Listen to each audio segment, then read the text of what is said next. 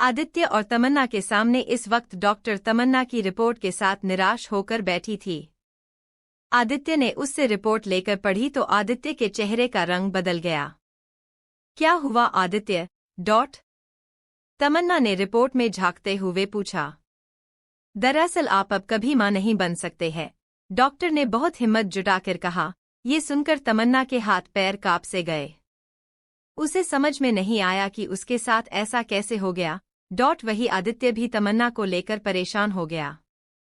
Doctor ने तमन्ना के हाथ से रिपोर्ट लेकर उन्हें एक एक बात को समझाकर और रिपोर्ट दिखाकर कहा, आपके पेट के ओवरी में एक सूजन और एक गांठ है, जिस वजह से आपको ये पेन है।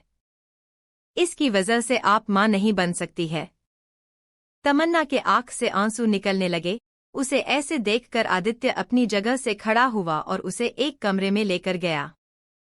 तमन्ना ने कमरे में आकर रोना शुरू कर दिया। नहीं आदित्य, ऐसा नहीं हो सकता है। मैं कल तक पूरी तरह ठीक थी। अब अचानक। तमन्ना मानना नहीं चाहती थी।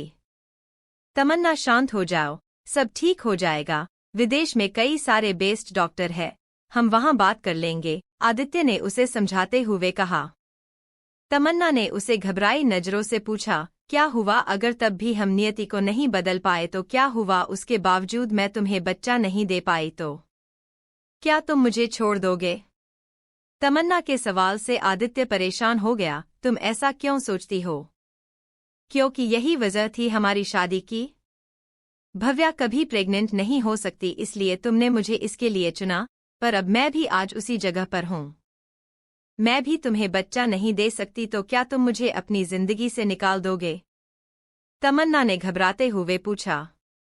आदित्य ने सबसे पहले उसे गले लगाया। ये सच था कि आदित्य अपना एक बच्चा चाहता था, जिसके लिए उसने तमन्ना को चुना था। उसे भी जिस बात का दुख था कि उसका और तमन्ना का कोई बच्चा नहीं होगा। आदित्य ने तमन्ना से कहा, तमन्ना तुम ज्यादा सोच रही हो। भव्या मेरा बिता हुआ कल है, तुम मेरा आज और आने वाले कल की नई रोशनी हो।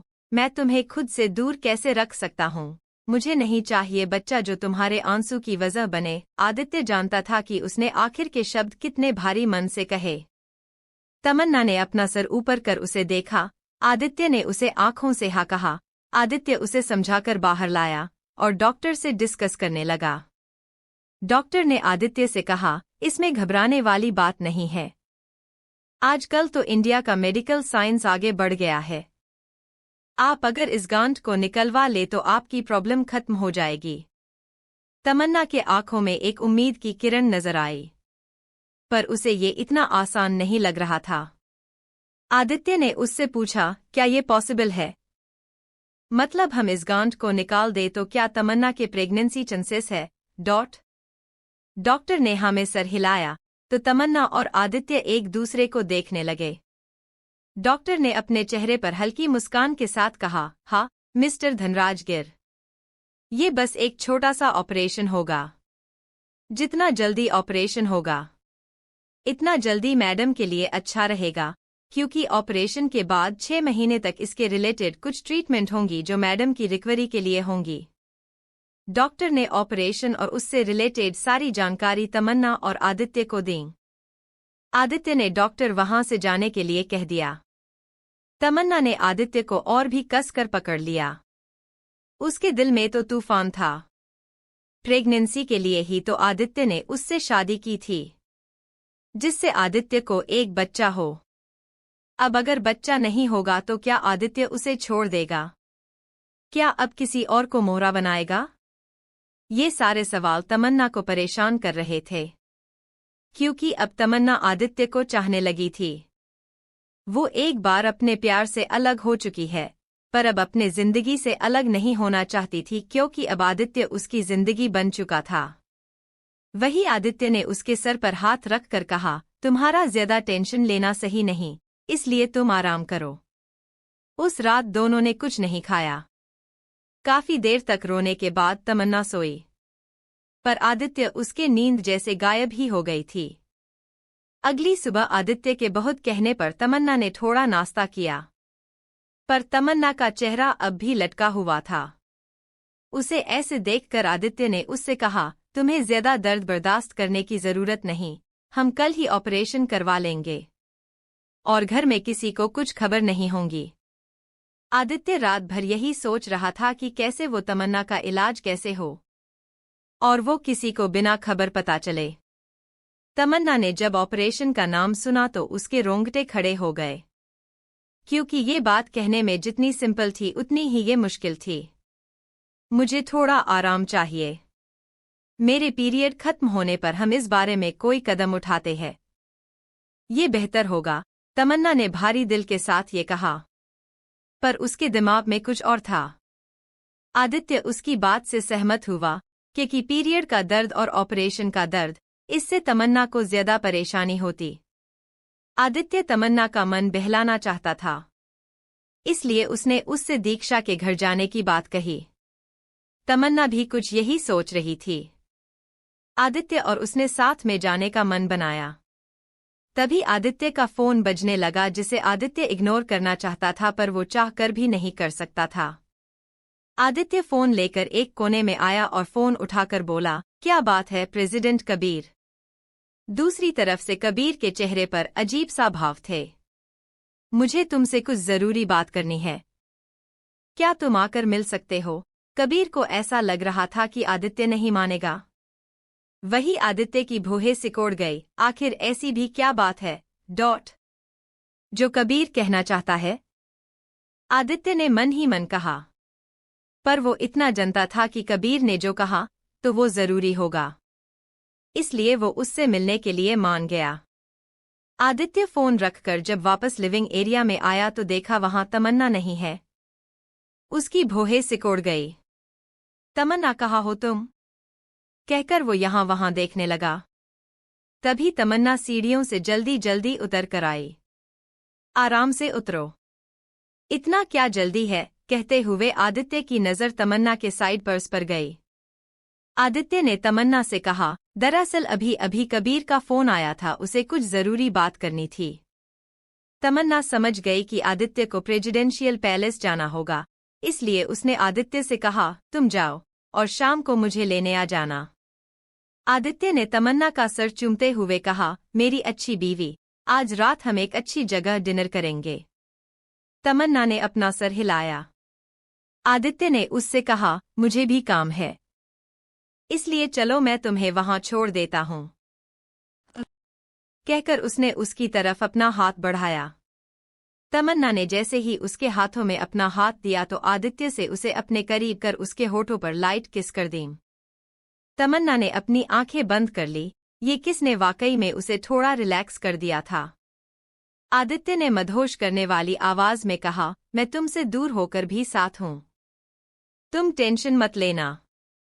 कहकर उसने उसका माथा चूमा और उसे लेकर कार में आया।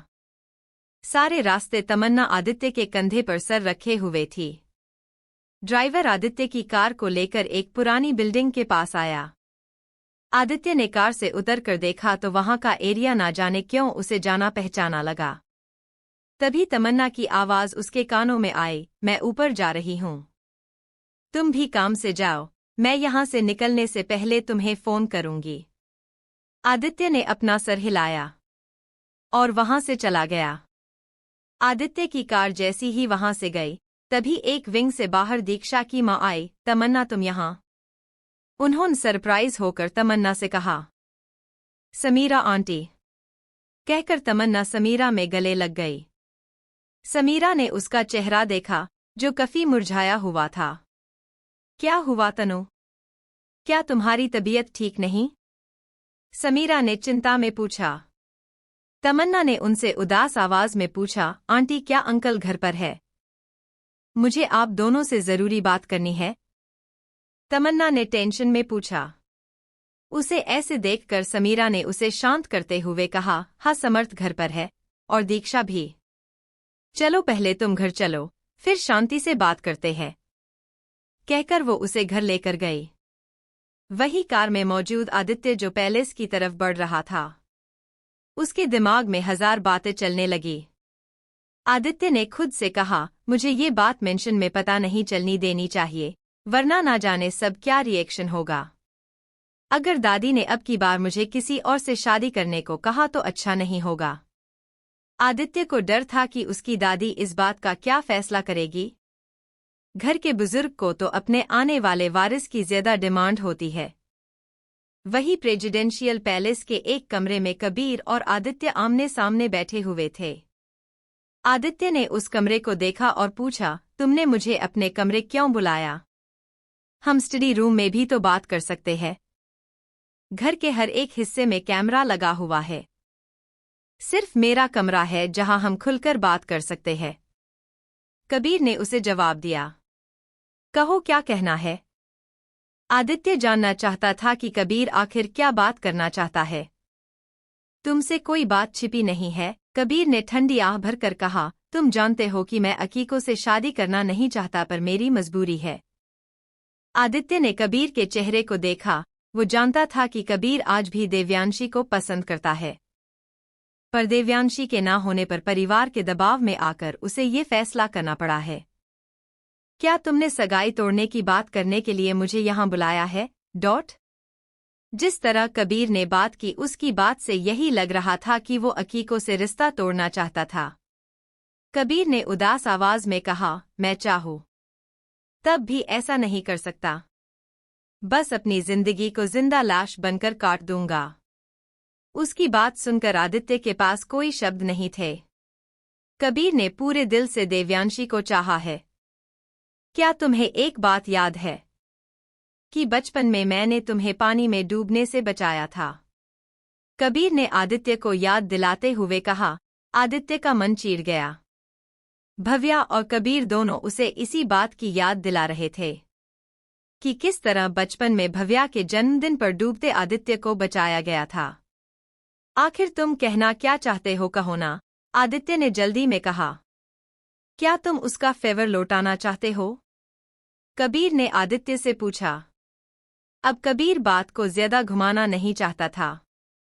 आदित्य को यकीन नहीं हुआ कि कबीर आज उसका फेवर मांगेगा। आखिर ऐसा भी क्या है जो प्रेसिडेंट कबीर खुद नहीं कर सकते हैं? ऐसा क्या है जो वो मुझसे कराना चाहते हैं? आदित्य ने कबीर से पूछा। आज की तारीख में कबीर के पास सब कुछ था, वो जो चाहे वो कर सकता था, पर फिर भी वो आदित्य से फेवर चाहता था। कबीर ने आदित्य से कहा, मैं तुम्हें बताऊंगा, पर तुम्हें एक वादा करना होगा। जो मैं कहूंगा तुम उतना करोगे, तुम ज्यादा इंटरफेयर नहीं करोगे। आदित्य को अब और भी शक होने लगा था। कबीर आखिर तुम करना क्या चाहते हो? वादा करो आदित्य, कबीर ने अपनी बात दोहराते हुए कहा। आदित्य थोड़ा सोच में पड़ गया। कुछ वक्त सोचने के बाद उसने कबीर से वादा किया, क्योंकि वो कबीर पर भरोसा करता था। इस लड़की को किडनैप करके मेरे बंगले में लेकर आना है। कबीर ने एक तस्वीर आदित्य के आगे बढ़ा दी। आदित्य ने जब उस तस्वीर को देखा तो उसकी छोटी आंखें धीरे धीरे बड़ी हो गई और उसके चेहरे पर 1000 सवाल थे जो वो कबीर से करना चाहता था। कबीर उसके चेहरे के सवाल समझकर आदित्य से बोला, तुमने अभी वादा किया है आदित्य? आदित्य चाहकर भी सवाल कर नहीं पाया, क्योंकि वो इस मामले में इंटरफेयर न करने का वादा किया है। पर इस लड़की को क्यों? और तुम अपने गार्ड्स से क्यों नहीं कहते हो? मैं ही क्यों? इस मामूली लड़की को उठाने के लिए मैं अपना समय क्यों बर्बाद करूं? आदित्य का सवाल एकदम सही था। मैं देश का प्रेसिडेंट हूं। मुझ पर और मेरे लोगों पर देश और मीडिया की नजर रहती है, इसलिए अपने आदमियों से कुछ कहना बेकार है। और रही बात तुम्हारी, तो ये काम तुम्हारे चुटकी बजाते हो जाएगा। मैं सिर्फ तुम पर भरोसा करता हूं, कबीर ने वजह बताते हुए कहा। आदित्य ने काफी देर इस बारे में सोचा, क्योंकि ये काम उसके लिए बहुत आसान था, इसलिए उसने कबीर से इस बारे में हाँ कर दी और पूछा, ये बताओ तुम इस लड़की के साथ करना क्या चाहते हो? मतलब तुम और लड़की? कुछ समझा नहीं। कहीं तुम अकीको को धोखा तो नहीं दे रहे? आदित्य ने ना चाहते हुए भी पूछ लिया। आखिर अकीको उसकी बहन है। कबीर ने उससे कहा, मैं अब भी देवयांशी से प्यार करता हूं और शादी अकीको से, क्या ये धोखा नहीं? कबीर के बातों से आदित्य खामोश हो गया। हाँ, ये सबसे बड़ा धोखा है। पर इसे कोई रोक नहीं सकता क्योंकि इसका फैसला घर के बड़ों ने किया है। कबीर ने उससे आगे कहा, आदित्य धनराजगिर कभी अपना वादा नहीं तोड़ते। कबीर ने कहा तो आदित्य का मुंह बन गया, क्योंकि वो इस मामले में इंटरफेयर नहीं कर सकता था। कबीर ने हल्की हंसी के साथ कहा, अच्छा, एक बात सुनो। अब क्या है? आदित्य ने अपना माथे को उंगली से सहला कर कहा, ये लड़की आसान नहीं है, इससे डील करना मुश्किल होगा, इसलिए इसे किडनैप करके मेरे पास लाना, तो साथ ही इसकी माँ को किडनैप कर लेना और ऑनलाइन वीडियो बनाकर मेरे फोन पर। कबीर इससे आगे कुछ कहता उससे पहले ही आदित्य ने उसे हाथ दिखाकर रोका। प्रेसिडेंट हो तो प्रेसिडेंट वाली बात करो, ये किडनैप वाले सारे काम मुझ पर छोड़ दो, मेरे आदमी देख लेंगे, आदित्य ने उसे आश्वासन देते हुए कहा, जिसे सुनकर कबीर के होठों पर जंग जितने वाली मुस्कान आ गई। दीक्षा के घर पर समर्थ, समीरा और दीक्षा ने तमन्ना की सारी बात सुनी और समर्थ ने रुक कर कहा, ये ऑपरेशन और ये रिपोर्ट छोटी बात नहीं है, सिर्फ एक डॉक्टर के कह देने से तुम अपना ऑपरेशन कराओ, ये बेवकूफ़ी है, पर तुमने यहाँ आकर हमें सारी बातें बताकर समझदारी का काम किया है। तमन्ना ने एक राहत की सांस ली। आदित्य जब फोन पर बात करने दूसरी तरफ गया था तब उसे समर्थ और समीरा का ख्याल आया, जो कि खुद एक डॉक्टर है। इसलिए तमन्ना फौरन कमरे में जाकर अपनी सारी रिपोर्ट अपने बैग में भर लेती है और यहाँ आ जाती है। वैसे इस बारे में तुम्हारे पति की क्या राय है? समीरा ने रिपोर्ट देखते हुए पूछा। तो तमन्ना ने धीरे से पर आदित्य पर भरोसा जताते हुए कहा, मुझे ठीक करने के लिए वो कुछ भी कर सकता है। समीरा नहीं जानती थी कि तमन्ना का हस्बैंड कौन है, पर तमन्ना का भरोसा सुनकर अच्छा लगा। ऐसे मामले में पति पत्नी का एक साथ होना जरूरी है। शाम होते ही तमन्ना आदित्य को फोन करती है, पर तभी समीरा उन दोनों को घर पर डिनर का कहती है। इस बारे में बात करने के लिए तमन्ना आदित्य को फोन करती है। समर्थ ने धीरे से दीक्षा से कहा, अब अच्छा होगा कि तुम्हारा भाई यहाँ आ जाए। दीक्षा ने उससे कहा, नहीं, मैं नहीं चाहती कि वो आए, वो रहे अपने पापा के पास और मैं अपनी माँ के पास खुश हूँ। दीक्षा ने नाराजगी से कहा, क्योंकि कल की आदित्य की कही हुई बात आज भी दीक्षा को दुख पहुंचा रही थी। समर्थ ने दीक्षा से कुछ नहीं कहा, पर वही तमन्ना फोन पर बात कर वापस आई। समीरा ने उससे पूछा, क्या कहा तुम्हारे पति ने? तमन्ना ने माफी मांगते हुए कहा, माफ करना आंटी, दरअसल उनके किसी दोस्त ने उन्हें खाने के लिए रोका है और अब मुझे वहां बुलाने के लिए उन्होंने गाड़ी भेजी है। समीरा समझ गई कि तमन्ना को अब जाना होगा, इसलिए उसने उसे समझाते हुए कहा, बिना किसी चिंता के जाओ और तुम्हारे ठीक होते ही हम एक शानदार पार्टी करेंगे। तमन्ना को ये सुनकर खुशी हुई और वो समीरा के गले लगकर बोली, आपके होते हुए माँ की कमी महसूस ही नहीं होती। समीरा ने प्यार से उसका सर सहलाया। तमन्ना वहां से नीचे आ गई। वहां आदित्य की कार मौजूद थी। ड्राइवर ने तमन्ना को साथ लिया और वहां से निकल पड़ा। तमन्ना ने उससे पूछा, हम कहाँ जा रहे हैं? ड्राइवर ने उससे कहा, सर इस वक्त प्रेसिडेंशियल पैलेस में है, आज का डिनर पैलेस में होगा। तमन्ना की आंखें बड़ी हो गई। प्रेसिडेंशियल पैलेस में जाना कोई छोटी बात नहीं है और आज वो वहां डिनर करने जा रही है। इस बात ने तमन्ना को हैरान कर दिया था। उसने खुद के कपड़े देखे। तमन्ना ने जीन्स टॉप पहना हुआ था। हालांकि वो खूबसूरत दिखाई दे रही थी, पर ये कपड़े पैलेस जाने के लिए तो बिल्कुल नहीं थे। आदित्य, तुमने ये ठीक नहीं किया। तमन्ना गुस्से में बुदबुदाई। कुछ ही देर में वो वहां पहुंच गई। तमन्ना ने कार से बाहर निकलकर वहां का नजारा देखा। शानदार पैलेस जिसके आगे हर 2 कदम पर सिक्योरिटी मौजूद थी। वहां दोनों तरफ गार्डन बनाए हुए थे और शाम के वक्त पेड़ों पर की गई लाइटिंग बहुत अच्छी थी। तभी वहां एक मेड आई। मैडम इस तरफ, कहकर उसने तमन्ना को अपने साथ चलने का इशारा किया। तमन्ना उसके साथ गार्डन के एक हिस्से में आई। उसने वहां देखा तो गार्डन में एक तरफ बारबेक्यू की तैयारी हो रही थी। कुछ सर्वेंट वहां खाना बना रहे थे। तभी तमन्ना को किसी की आवाज आई, हे तमन्ना। तमन्ना ने उस तरफ देखा तो वहां आदित्य और कबीर मौजूद थे। तमन्ना आदित्य के पास आई, उसके सामने देश का प्रेसिडेंट बैठा हुआ था। हेलो मिस्टर प्रेसिडेंट, तमन्ना ने धीमी आवाज में कहा। कबीर हल्का सा मुस्कुराया और बोला, हेलो मिसेस धनराज गिर।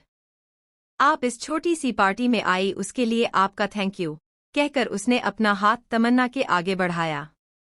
तमन्ना ने कांपते हाथों को आगे बढ़ाया था कि तभी आदित्य ने एक हाथ से तमन्ना को अपने तरफ किया और दूसरे हाथ से कबीर का हाथ मिलाकर कहा, मेरी वाइफ की तरफ से मैं तुम्हें हेलो कहता हूं।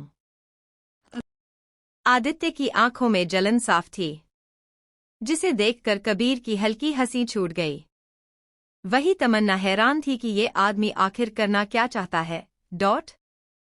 पहली बार तो प्रेसिडेंट से वो हाथ मिलाने वाली थी, इसके बाद वो तीनों बैठ जाते हैं। तभी एक मेड ने तमन्ना के आगे प्लेट रखी जिसमें कुछ फ्रूट थे। तमन्ना ने एक एप्पल का पीस लेते हुए कहा, आज बारबेक्यू का प्लान कैसे? वो भी पैलेस में।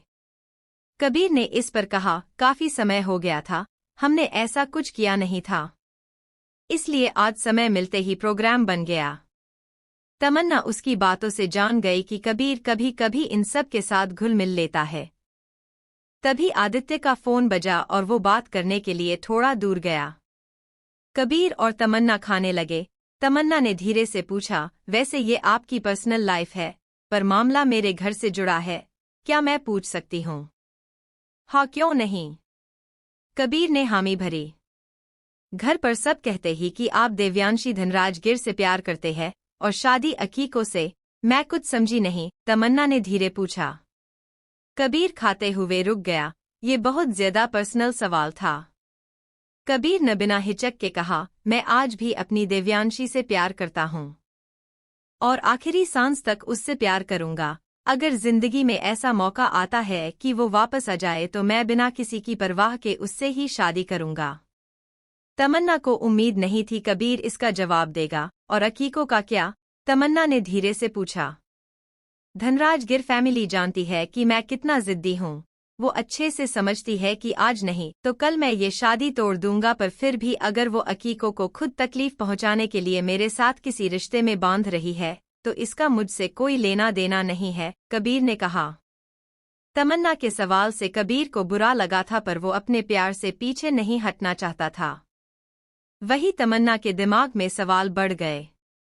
कबीर ने कहा कि देवयांशी के आते ही वो अकीको से रिश्ता तोड़ देगा, और दूसरे सवाल के जवाब में उसने कहा कि वो आज नहीं तो कल अकीको से रिश्ता तोड़ेगा। क्या मतलब देवयांशी दी वापस आ गई है? तमन्ना ने अचानक पूछा। कबीर के भाव बदल से गए। उसने तमन्ना को देखा। उसकी दोस्त दीक्षा ही देवयांशी है, कबीर जानता है, पर तमन्ना इस बात से अनजान है। और अनजाने में तमन्ना के आदित्य की जिंदगी में आने से देवयांशी उसकी जिंदगी में वापस आई है। कोई कुछ कहता उससे पहले आदित्य वहां आया और बोला, कौन वापस आ रहा है? आदित्य ने पूरी बात नहीं सुनी थी।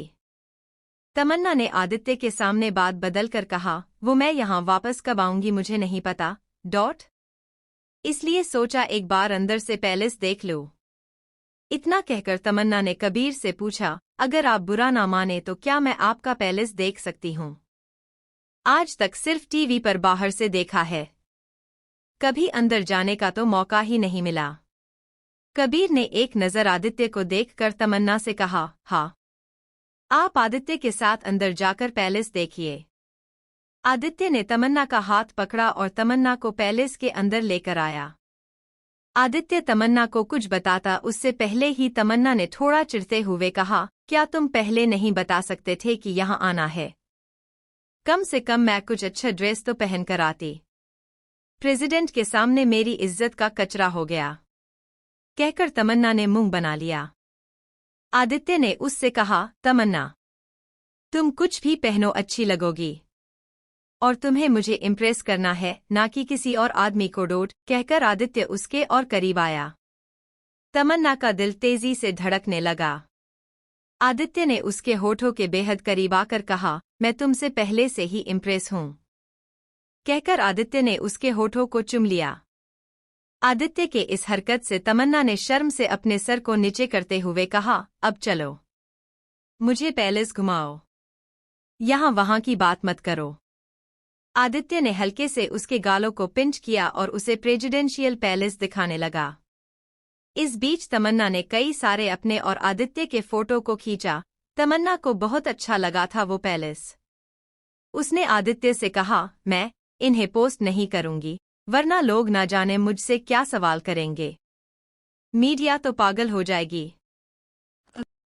आदित्य ने उससे कहा, इस फोटो के लिए तुम्हें मुझे थैंक यू कहना चाहिए, क्योंकि इस पैलेस में फोटो लेना सख्त मना है। पर तुम्हारे साथ मैं हूं, इसलिए कोई कुछ नहीं कर सकता। तमन्ना हैरान हुई, पर कहीं ना कहीं सिक्योरिटी के वजह से वो मानती थी कि फोटो लेना सख्त मना है। तमन्ना ने आदित्य के गालों पर जोरदार किस करते हुए कहा, thank you so much. Aditya ने उसकी इस हरकत पर फ्लर्ट करते हुए कहा, वेल, हमने अपने पूरे घर में रोमांस कर लिया है, क्यों ना इस पैलेस में कर लिया जाए। इस पर तमन्ना ने उसे पीछे करते हुए कहा, पति देव हम कहीं और है, कहकर वो उसे बाहर लेकर आई, वरना आदित्य वही शुरू हो जाता। इस वक्त आदित्य तमन्ना को देखकर खुश हुआ, क्योंकि सुबह से उसका खराब मूड अब जाकर सही हुआ है। बाहर आकर तमन्ना ने उन फोटो को सबको दिखाया। कबीर ने उन दोनों को छेड़ते हुए कहा, क्या बात है, मुझे लगा नहीं था कि मेरा प्रेसिडेंशियल पैलेस रोमांस के काम भी आ सकता है। तमन्ना तो झेप गई। आदित्य ने तमन्ना के मजे लेते हुए कहा, तो बताओ कब दे रहो हो अपना पैलेस हमें रेंट पर। ये सुनकर कबीर ने एक कुशन उसे फेंक कर मारा। उनकी मस्ती के बीच खाना बन गया था। अगली सुबह तमन्ना ने आदित्य को किसी तरह ऑफिस भेज दिया और दीक्षा के घर जाकर उसने उसे अपने साथ लिया और वो दोनों शहर के 2 बड़े हॉस्पिटल और एक छोटे हॉस्पिटल में जाकर अपना चेकअप कराते हैं। तमन्ना को ऐसे चोरी छिपे ये करते हुए काफी बुरा लग रहा था, पर उसे ये करना ही था। तमन्ना को ऐसा करते हुए शाम हो गई थी और रिपोर्ट उसे अगले दिन मिलने वाली थी। तमन्ना थक हार कर घर आई तो देखा सामने सोफे पर आदित्य बैठा हुआ था। उसे देखकर ऐसा लग रहा था जैसे वो उसका इंतजार कर रहा था। क्या तुम मेरा इंतजार कर रहे थे? तमन्ना ने उसके पास आते हुए पूछा। आदित्य का चेहरा सख्त हो गया। तुम कहाँ से आ रही हो? आदित्य ने सीधे सवाल किया। उसका सवाल सुनकर तमन्ना के माथे पर शिंक आ गई। क्या मतलब? दीक्षा के पास ही तो गई थी, तमन्ना ने यहाँ वहाँ नजर करते हुए कहा। वो साफ तौर से उससे नजरें चुरा रही थी।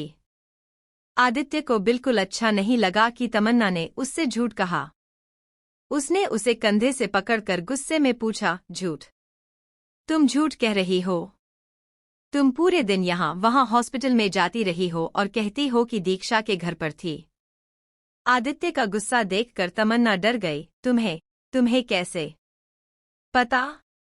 तमन्ना हकला रही थी। आदित्य की आंखें बेहद सर्द थी।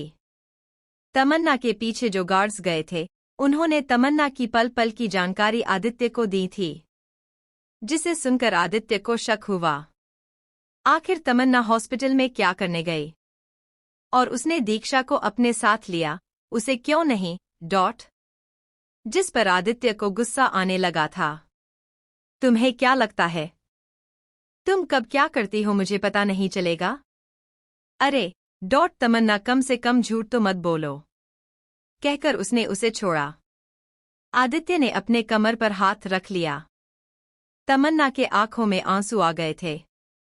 उसने रोते हुए कहा, प्लीज आदित्य, तुम नाराज मत होना। दरअसल मैं अभी तुम्हें कुछ बता नहीं सकती।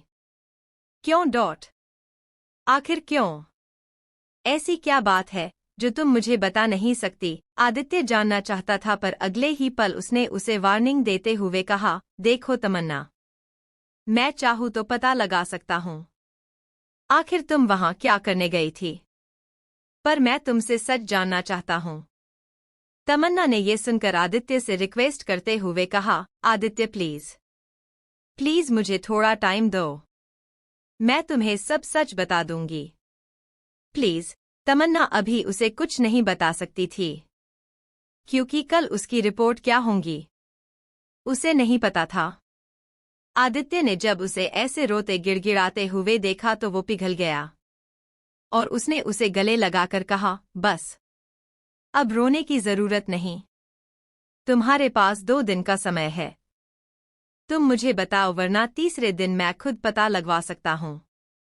आदित्य ने अपनी शर्त सामने रख दी। तमन्ना ने अब रोना बंद कर दिया, पर उसके दिमाग में यही बातें थी कि कल रिपोर्ट में क्या होगा। आदित्य ने तमन्ना को अपनी बात कहने का कुछ वक्त दिया, जिससे तमन्ना रिलैक्स हो गई। आदित्य ने उसे अपनी बाहों में उठाया और रूम में लेकर आकर बोला, जाओ जाकर शावर ले लो। तमन्ना शावर लेने चली गई, पर आदित्य परेशान सा बालकनी में आया। आखिर ऐसा क्या है जो तमन्ना छिपा रही है, और क्यों? आदित्य से इंतजार नहीं हो पा रहा था, इसलिए उसने किसी को कॉल लगाया और उसे कुछ ऑर्डर दिया। कुछ देर बाद तमन्ना बाहर आई तो देखा आदित्य रूम से अंदर आया। उसके बदन पर बाथरोब लपेटा हुआ था। क्या वो शावर लेकर आया था?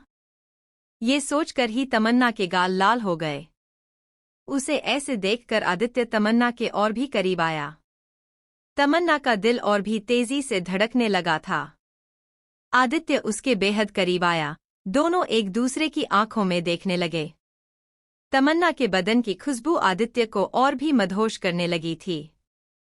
धीरे धीरे उन दोनों के होंठ आपस में मिल गए थे।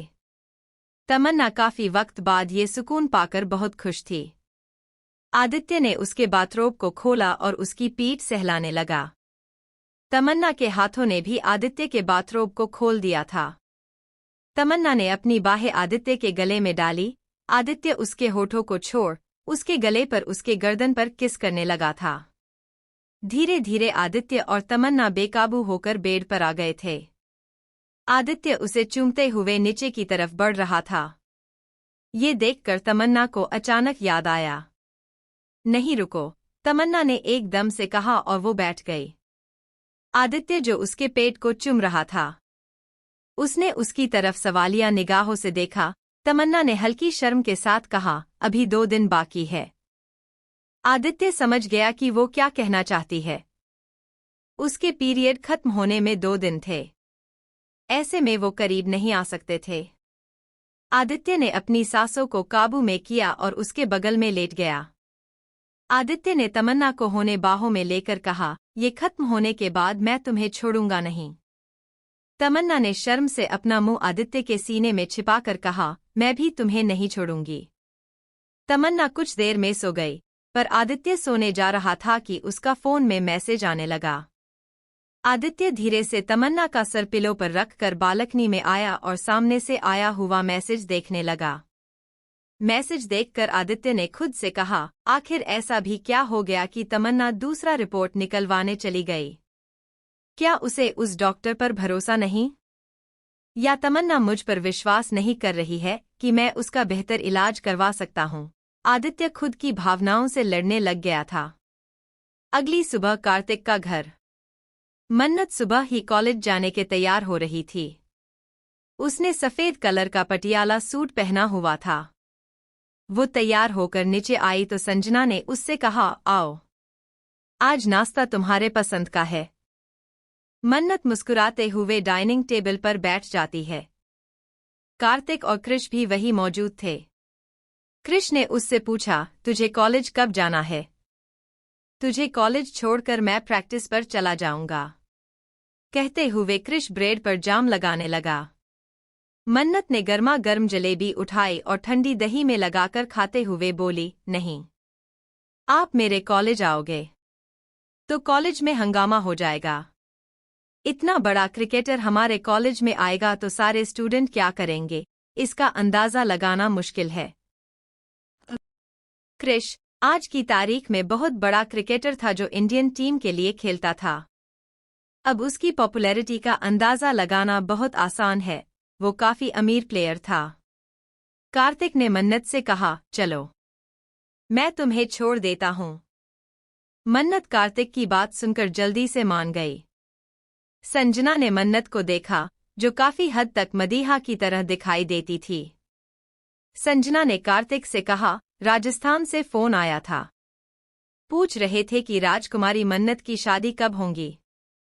ये सुनकर कार्तिक का मुंह बन गया। मेरी बेटी अभी ठीक से बड़ी भी नहीं हुई है कि लोगों की नजर पड़ने लगी है। मन्नत ने कार्तिक को साइड से गले लगाकर कहा, डोंट वरी डैड, हम एक अच्छा सा घर जमाई ढूंढ लेंगे, पर मेरी पढ़ाई पूरी होने के बाद। उसकी बात सुनकर कार्तिक के होठों पर बड़ी सी मुस्कान आ गई। वही संजना ने अपने सर पर हाथ रखकर कहा, तुम दोनों बाप बेटी का कुछ नहीं हो सकता। क्रिश ने अपनी मां को साइड से गले लगाकर कहा, कोई नहीं मॉम, मैं आपकी टीम में हूं। मैं इस मन्नत को भेजकर आपके लिए सुंदर सी बहू लाऊंगा। मन्नत ने मुंह बनाकर क्रिश से कहा, एक्सक्यूज मी, आपको शादी करनी है तो करो, पर मैं कहीं नहीं जा रही हूं। क्रिश उसे चिढ़ाने के लिए कुछ कहने वाला था कि मन्नत आगे बोली, और अगर आपने फिर भी मेरे लिए कोई लड़का ढूंढा तो मैं पापा से कहकर सारी प्रॉपर्टी अपने नाम करवा लूंगी। मन्नत ने लगभग उसे धमकाते हुए कहा। क्रिश ने उसे घूरा, पर कुछ कहा नहीं। नाश्ता करने के बाद मन्नत जाकर कार्तिक की गाड़ी में बैठ गई। कार्तिक अपनी गाड़ी में जाने वाला था कि तभी संजना ने उससे कहा, वो शहर आ गया है। कार्तिक की भौहें सिकोड़ गई। कौन? संजना ने थोड़ी दूर मौजूद कार में मौजूद मन्नत को देखा और कार्तिक को डोट। कार्तिक उसका ऐसा एक्सप्रेशन देखकर समझ गया और उसने कन्फर्म करते हुए कहा, क्या तुम उसकी बात कर रही हो? संजना ने कार्तिक का गंभीर चेहरा देखा और हाँ में सर हिलाया। कार्तिक ने ठंडी आह भरी और फिर अपनी कार में बैठकर मन्नत को उसके कॉलेज छोड़ने चला गया।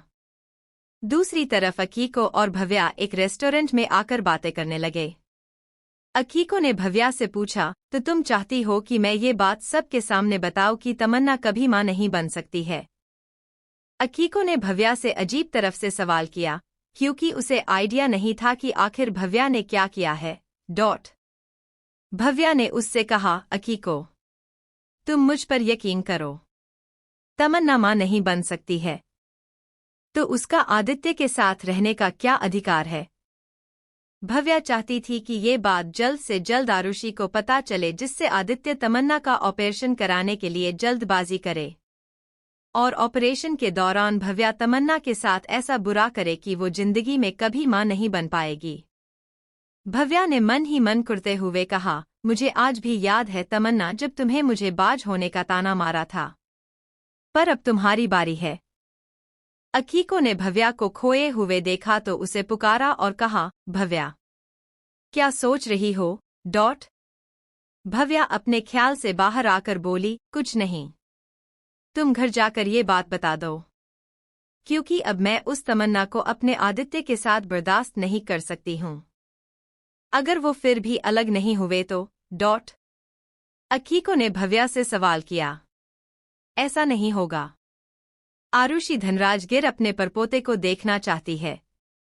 उन्हें खानदान का वारिस चाहिए, इसलिए उन्होंने मुझे आदित्य की जिंदगी से दूर किया, पर अब मैं तमन्ना को दूर करूंगी, भव्या ने अकीको को बताते हुए कहा।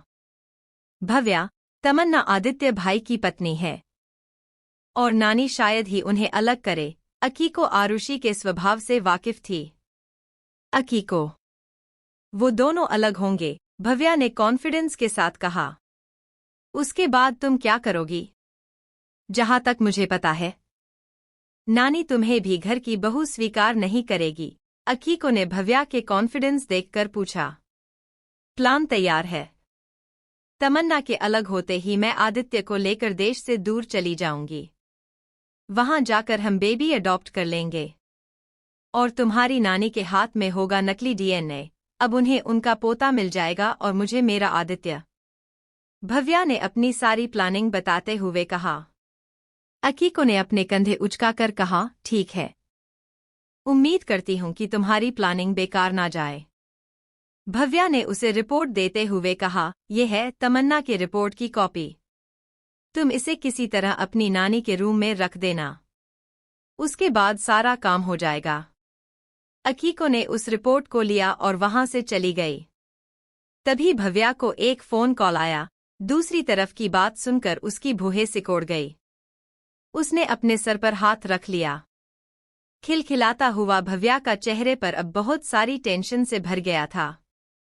उसने कुछ देर सोचा और बिना वक्त गवाए एक कॉल लगाया। वही तमन्ना अपनी रिपोर्ट लेने के लिए आज हॉस्पिटल आई हुई थी। दीक्षा उसके साथ मौजूद थी। दीक्षा रिसेप्शन पर जाकर नर्स से तमन्ना का रिपोर्ट लेती है और फिर दोनों वहां के गायलॉजिस्ट के पास जाते हैं। कुछ देर में वो दोनों एक केबिन में बैठे हुए थे। एक लेडीज डॉक्टर वहां आती है। तमन्ना के माथे से पसीने निकल रहे थे। दीक्षा ने डॉक्टर को तमन्ना की सारी रिपोर्ट बताई। फिर डॉक्टर ने तमन्ना से कहा, मिस तमन्ना, आपको घबराने की जरूरत नहीं है। आपकी रिपोर्ट नॉर्मल है।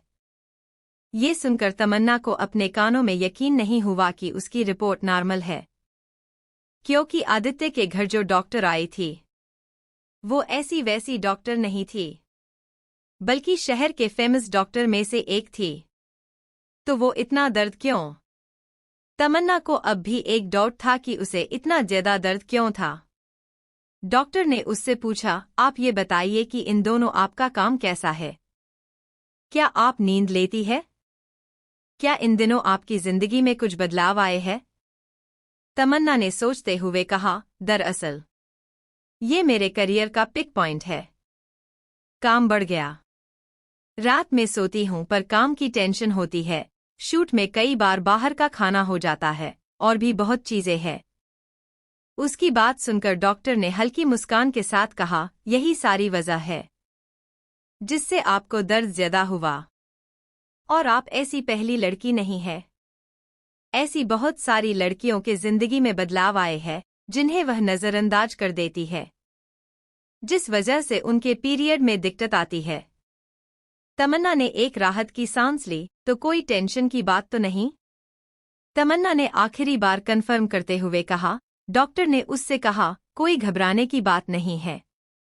आप बस बाहर का खाना थोड़ा अवॉइड करें और एक अच्छी नींद ले, प्रॉपर रेस्ट करे और रोज एक्सरसाइज करे, कहकर उसने बाकी की बातें बताई। तमन्ना के सर से टेंशन उतर सी गई। दीक्षा और तमन्ना जल्द वहां से निकले और फिर 2 और हॉस्पिटल में गए, क्योंकि उन्होंने 3 हॉस्पिटल में अपनी रिपोर्ट निकलवाई थी। सभी जगहों से तमन्ना को एक ही जवाब मिला कि उसे कोई दिक्कत नहीं है। तमन्ना ने दीक्षा से पूछा, तमन्ना, आखिरकार जब मैं ठीक हूं तो उस डॉक्टर ने मेरी रिपोर्ट को ऐसा क्यों बताया जिसे आदित्य ने बुलाया था? तमन्ना जानना चाहती थी कि आखिर क्यों उसने झूठ बोला। दीक्षा हल्की सी मुस्कुराई और बोली, बेवकूफ लड़की, अब भी समझ नहीं आया तुझे? उसने झूठ नहीं कहा था, उससे झूठ बुलवाया गया था। क्या? पर क्यों? तमन्ना ने हैरानी से पूछा। इन सब के पीछे ऐसा भी कुछ हो सकता है, उसे बिल्कुल आइडिया नहीं था। दीक्षा ने उससे कहा, ये तो नहीं पता, पर इतना समझ में आता है कि कोई है जो तुझे और आदित्य को एक साथ नहीं देखना चाहता है, और ये उसी का नतीजा है। दीक्षा ने अपना अंदाजा लगाकर कहा, और तमन्ना को उसकी बातों पर यकीन आने लगा था। तमन्ना ने कहा, अगर ऐसा है तो मैं ये जानना चाहूंगी कि इन सब के पीछे है कौन? तमन्ना और दीक्षा दोनों ही कार में मौजूद बातें कर रही थी। आगे जाकर अचानक उनकी गाड़ी रुक जाती है। तमन्ना ने ड्राइवर से पूछा, क्या बात है? गाड़ी क्यों रोक दी? उसने इतना कहा ही था कि कुछ लोगों ने आकर तमन्ना की गाड़ी को बंदूक से घेर लिया। दीक्षा और तमन्ना एकदम से डर गई। ड्राइवर ने तमन्ना से कहा, घबराइए नहीं, ये कार कोई मामूली नहीं है, बुलेट प्रूफ है, और आप दोनों अंदर रहिए, मैं बाहर का मामला देखता हूं। कहकर वो झटके से बाहर चला गया। ड्राइवर नहीं चाहता था कि किसी भी गुंडे को मौका मिले कि वो कार के अंदर आए। ड्राइवर के बाहर जाते ही दीक्षा ने तमन्ना से कहा, जल्दी करो, अपने पति को फोन लगाओ। तमन्ना एकदम से होश में आई और अपना फोन निकाला। फोन की घंटी जा रही थी, पर आदित्य फोन नहीं उठा रहा था। तमन्ना और भी घबराने लगी। बाहर ड्राइवर और उन गुंडों में लड़ाई शुरू हो गई थी। वो गुंडे उस ड्राइवर पर थोड़े भारी पड़ने लगे। दीक्षा ने परेशान होकर कहा, ये अकेला क्या करेगा? तभी उसने देखा 5 और गार्ड्स जैसे दिखने वाले लोग वहां आकर उस ड्राइवर की मदद कर रहे थे। ये देखकर तमन्ना ने उम्मीद से कहा, ये आदित्य के गार्ड्स है। अगर गार्ड्स यहाँ है तो जरूर वो भी यही कही होगा। कहकर वो कार में अंदर से ही यहाँ वहां देखने लगी। वही मेंशन में आरुषि कमरे से सोकर उठी। दोपहर की नींद लेने के बाद वो उठकर बाहर जाने वाली थी कि तभी आरुषि को साइड टेबल पर एक फाइल दिखाई दी। आरुषि की आंखें छोटी हो गई। ये कैसी फाइल है और किसने रखी? आरुषि ने अपना चश्मा लिया और उस फाइल को खोलने लगी। वही आरुषि ने आदित्य के साथ उस रिपोर्ट को पढ़ा था। क्या तमन्ना कभी मां नहीं बन सकती है? उसने मन ही मन खुद से सवाल किया। आरुषि के एक्सप्रेशन बदल रहे थे। आरुषि को क्या सोच रही थी, ये पता लगा पाना कितना मुश्किल है। दीक्षा और तमन्ना इस वक्त कार में डरी सहमी मौजूद थी, क्योंकि आसपास कई सारे लोग ने उन पर हमला करना शुरू कर दिया था। ड्राइवर और बाकी के गार्ड्स तमन्ना को बचाने के लिए लड़ रहे थे। बाहर मौजूद लोग जो गार्ड्स से लड़ रहे थे, उनमें से एक ने अपने साथी से कहा, ये धनराज गिर के गार्ड्स है। हमें लगता है हमें चले जाना चाहिए। कहते हुए वो अपने सामने गार्ड्स से लड़ रहा था। उस आदमी ने कहा, अगर वापस गए तो वो हमें मार देगी। पहले वाले ने परेशान होकर कहा, अगर नहीं गए तो ये हमें मार देंगे। उस आदमी को ऐसा लग रहा था कि उन गार्ड्स से लड़ना बेकार है। मन ही मन पहले उसने हार मान ली थी। तभी एक आदमी किसी तरह बचकर तमन्ना के कार के पास आया और उसका शीशा तोड़ने की कोशिश करने लगा। तमन्ना ये देखकर डर गई। दीक्षा ने तमन्ना से कहा, अरे तेरे पति ने आदमी भेजे हैं, पर खुद क्यों नहीं आया? दीक्षा को ऐसा लगने लगा था कि आदित्य को यहाँ वहां होने चाहिए था। वही वो आदमी लगातार खिड़की पर वार कर रहा था, पर तभी उसके कंधे पर किसी ने हाथ रखा। उसने उस हाथ को इग्नोर कर फिर से शीशे को तोड़ने की कोशिश की, पर अगले ही पल किसी ने उसका हाथ पकड़ लिया। कार में बैठी तमन्ना और दीक्षा ने उसका चेहरा देखा तो उन दोनों के चेहरे पर उम्मीद की किरण नजर आई और तमन्ना की परेशानी एकदम से खत्म हो गई। मेरा पति आ गया, तमन्ना ने खुशी के साथ कहा। बाहर उस आदमी ने जब पीछे मुड़कर देखा तो उसकी आंखें आदित्य के लाल आंखों से जा मिली। उस आदमी को ऐसा लगा कि वो यही अपना दम तोड़ दे, पर उसकी खराब किस्मत। आदित्य ने कार में मौजूद तमन्ना को थोड़ा पीछे होने का इशारा किया। तमन्ना और दीक्षा थोड़ा पीछे हुई तो अगले ही पल आदित्य ने उस आदमी का सर जितनी जोर से उस शीशे पर दे मारा कि वो बुलेट प्रूफ शीशा टूट गया और वो आदमी का सर से खून बहुत तेजी से बहने लगा। ये आवाज सुनकर वहां लड़ रहे लोग एकदम से रुक गए। सबकी नजरें आदित्य के खूंखार चेहरे पर और उस आदमी की लाश पर थी, जिसने अभी अभी अपना दम तोड़ दिया था। तमन्ना और दीक्षा कार के दूसरी तरफ से जल्दी से बाहर आई। मेरी पत्नी को डराना और उसे जान से मारने की साजिश कर तुमने यमराज को बुलावा दिया है, आदित्य ने गरजते हुए कहा। ऐसा करके उसने सभी पर अपनी एक नजर डाली, जिससे सभी के पसीने छूट गए। तमन्ना आदित्य को इस तरह देखकर डरने लगी थी। उसने उसके लिए एक शख्स की जान ले ली थी। आदित्य का ऐसा रूप उसके सामने पहली बार आया था। वही दीक्षा ने मन ही मन परेशान होकर कहा, ये आदित्य तो बिल्कुल डैड की तरह बन गया है, जो माँ को बिल्कुल नहीं पसंद। अब अगर माँ को पता चला कि उनके बेटे ने हथियार उठाना और चलना शुरू कर दिया है, तो ना जाने क्या होगा। सालों पहले अमूल्या आदित्य को इसलिए लेकर जाना चाहती थी कि उसके पिता का साया उस पर ना पड़े, पर देवयांशी के आंसू ने अमूल्या के पैरों को जकड़ लिया और मजबूरन उसे आदित्य को छोड़ना पड़ा। आदित्य ने एक हाथ बढ़ाकर तमन्ना को अपने पास बुलाया। तमन्ना डरते हुए उसके पास गई। क्या तुम ठीक हो? आदित्य की आंखें तमन्ना को देखकर सॉफ्ट हो गई थी। तमन्ना ने हाँ में सर हिलाया तो उसने उसे गले लगाया। तमन्ना ने उसके गले लगकर अच्छा फील करने लगी। आदित्य ने अगले ही पल उन सभी गुंडों को देखा जो तमन्ना पर हमला करने आए थे। तुम लोगों को किसने भेजा है?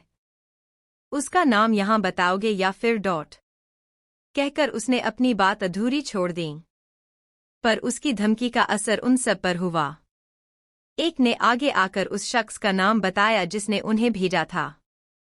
उसका नाम सुनकर सब हैरान हो गए और आदित्य को उस इंसान के ऐसा करने की उम्मीद नहीं थी। तमन्ना ने आदित्य का चेहरा देखा जिस पर कोई भाव नहीं थे। आदित्य कुछ पल रुका और अपने आदमियों से कहा, इन्हें छोड़ दो। उसकी बात सुनकर सब गार्ड्स हैरान हुए कि आदित्य भला उन्हें छोड़ने के लिए कैसे कह सकता है। आज तक आदित्य ने उन लोगों को कभी नहीं छोड़ा जिन्होंने उसके परिवार को मारने की कोशिश की, पर आज आदित्य उन्हें छोड़ने के लिए कह रहा था। जिन्होंने आदित्य धनराज गिर की पत्नी पर हाथ डाला था, आदित्य के कहने पर गार्ड्स ने उन्हें छोड़ दिया था। उनके जाने के बाद आदित्य ने एक गार्ड्स को दीक्षा को उसके घर छोड़ने को कहा। दीक्षा के जाने के बाद तमन्ना ने आदित्य को सवालिया नजरों से देखा। क्या तुमने उन लोगों को इसलिए जाने दिया कि उन्हें भव्या ने भेजा था? तमन्ना के मन में काफी देर से सवाल था, क्योंकि उन लोगों ने भव्या का नाम लिया था और भव्या आदित्य का पहला प्यार थी। आदित्य ने तमन्ना से नजरें फेर ली और सामने की ओर देखते हुए कहा, भव्या ने ये सब इसलिए किया कि वो मुझसे बहुत प्यार करती है। इतना कहकर वो चुप हो गया। तमन्ना का दिल अंदर से टूट गया। आदित्य तमन्ना को घर लेकर जाने वाला था कि उसका फोन बजने लगा। फोन पर दूसरी तरफ से मेंशन के बटलर ने कहा, सर, आप दोनों को बड़ी मैडम ने बुलाया है। आदित्य ने ये सुना तो सोच में पड़ गया कि आखिर आरुषि ने क्यों बुलाया है। आदित्य ने अपना फोन रखा और तमन्ना से कहा, घर पर दादी ने अभी बुलाया है। तमन्ना ने कुछ नहीं कहा और उसके साथ जाने के लिए तैयार हो गई। आदित्य ने तमन्ना का मुरझाया हुआ चेहरा देखकर नोटिस कर लिया था, पर कुछ कहा नहीं। तमन्ना ये सोच रही थी कि भव्या उसे क्यों मरवाना चाहती है। तुम्हारी रिपोर्ट देख सकता हूँ, कहकर उसने तमन्ना से उसकी रिपोर्ट ली। तमन्ना उसे रोकना चाहती थी पर वो रोक भी नहीं पाई। आदित्य ने जब रिपोर्ट पढ़ा तो उसे सब कुछ समझ आने लगा। वाकई में भव्या बहुत चालाक है। आदित्य ने दांत भिजकर कहा। तमन्ना को समझ में नहीं आया। कुछ देर पहले आदित्य का बर्ताव अलग था और अब कुछ अलग है। आदित्य ने उसकी तरफ देखा और पूछा, क्या तुम्हें अब भी समझ में नहीं आया कि क्या हो रहा है? मतलब? तमन्ना ने पूछा। मेंशन चलो, सब समझ आ जाएगा और वहां शांत रहना। सब कुछ मुझ पर छोड़ देना, मैं सब संभाल लूंगा, आदित्य ने उसे हिदायत देते हुए कहा। तमन्ना को अब भी कुछ समझ में नहीं आया और इस वक्त उसका आदित्य से बात करने का मन नहीं था। आदित्य ये जानकर खुश था कि उसकी तमन्ना आगे चलकर मां बन सकती है, कोई दिक्कत नहीं होगी।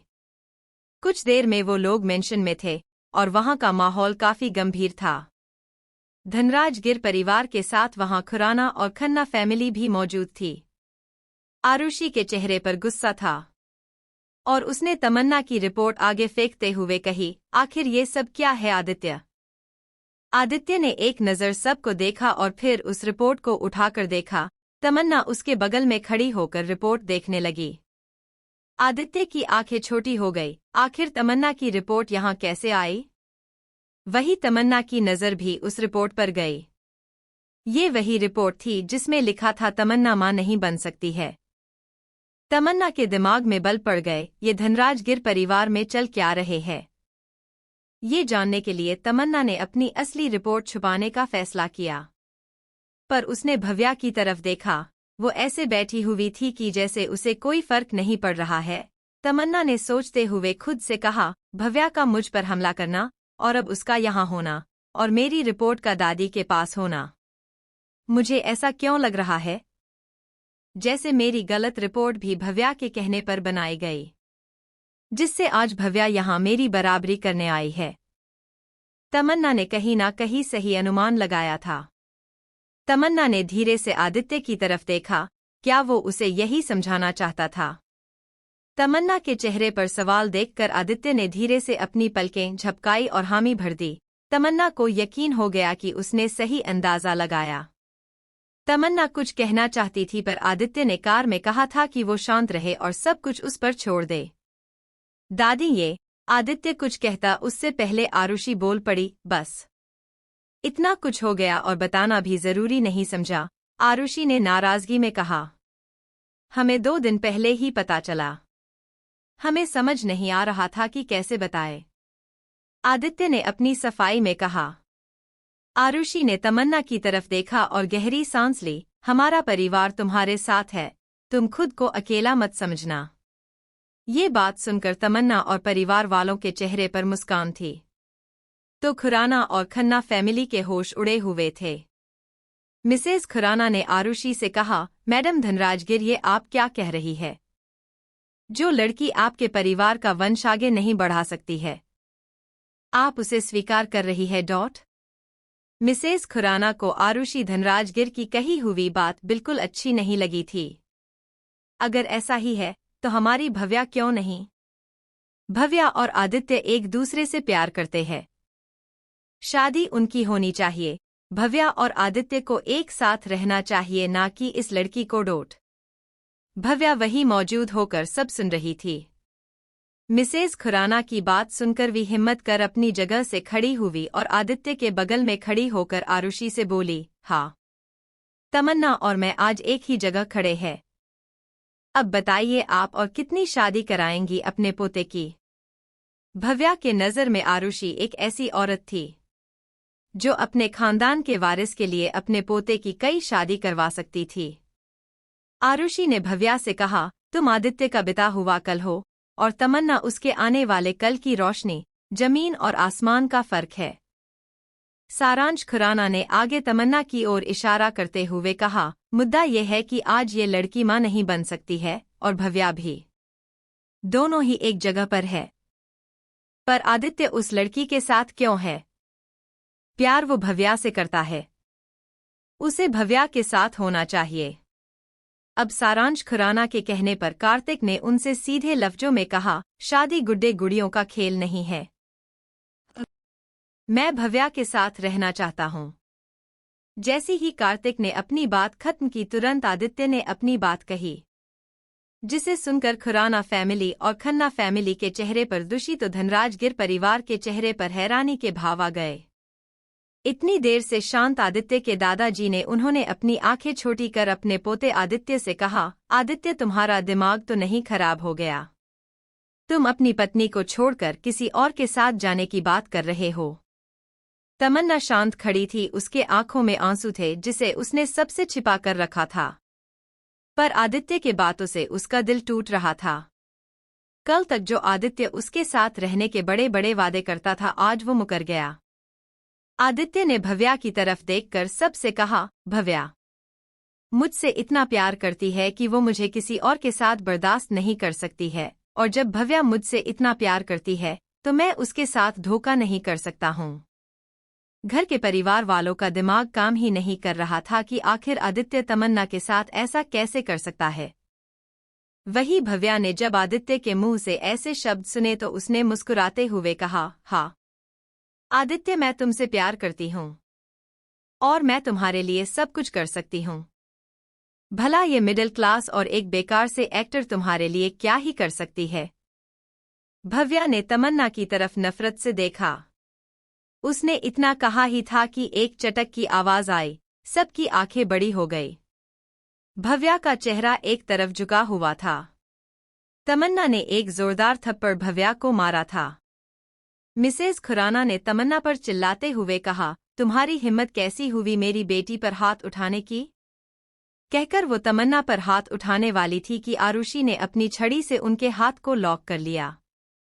छोड़ो मुझे, मिसेज खुराना ने गुस्से में कहा। मेरे घर आकर मेरी बहू पर हाथ उठाया तो अंजाम अच्छा नहीं होगा।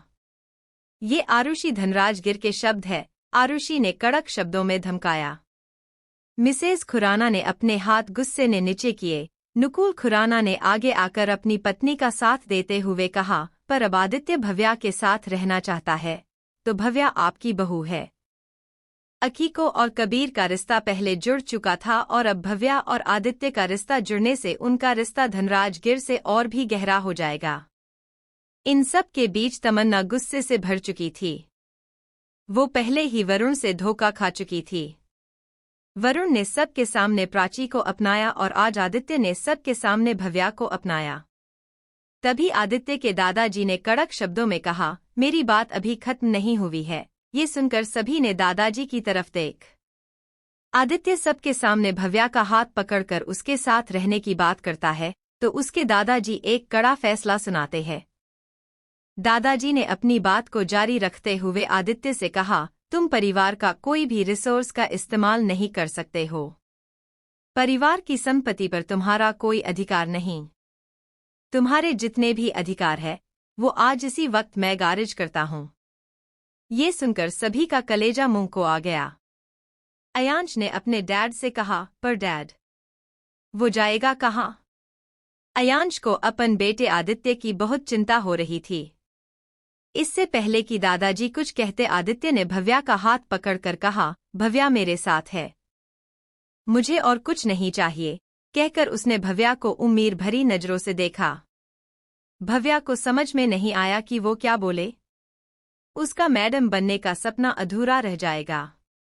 भव्या ने आदित्य के सामने सर हिला दिया पर वो अंदर से काफी परेशान थी। अब से आदित्य के सारी संपत्ति की मालकिन तमन्ना होंगी, उसके गार्ड्स और उसके घर और आदित्य के ऑफिस पर तमन्ना का हक होगा। आरुषि ने तमन्ना के हक में फैसला सुनाया।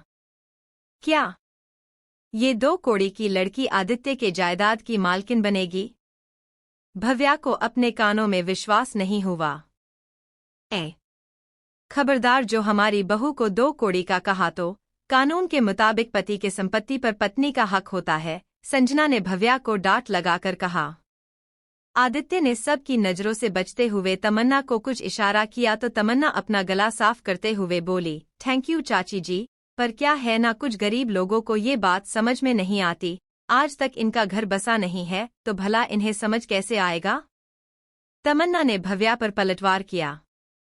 भव्या ने आदित्य से शिकायत करते हुए कहा, देखा आदित्य, पैसा आते ही इसके रंग बदल गए हैं। देखो ये क्या कह रही है मुझे। आदित्य ने तमन्ना को देखकर कहा, तुम भव्या से ऐसे बात नहीं कर सकता हो। फिलहाल ये मेरा घर है मिस्टर एक्स धनराज गिर, तमन्ना ने आदित्य को मुंह तोड़ जवाब दिया। भव्या जल भून गई। ये लालची है, आप इसे आदित्य की दौलत नहीं दे सकती है, भव्या ने आरुषि से कहा। तो क्या तुम्हें चाहिए?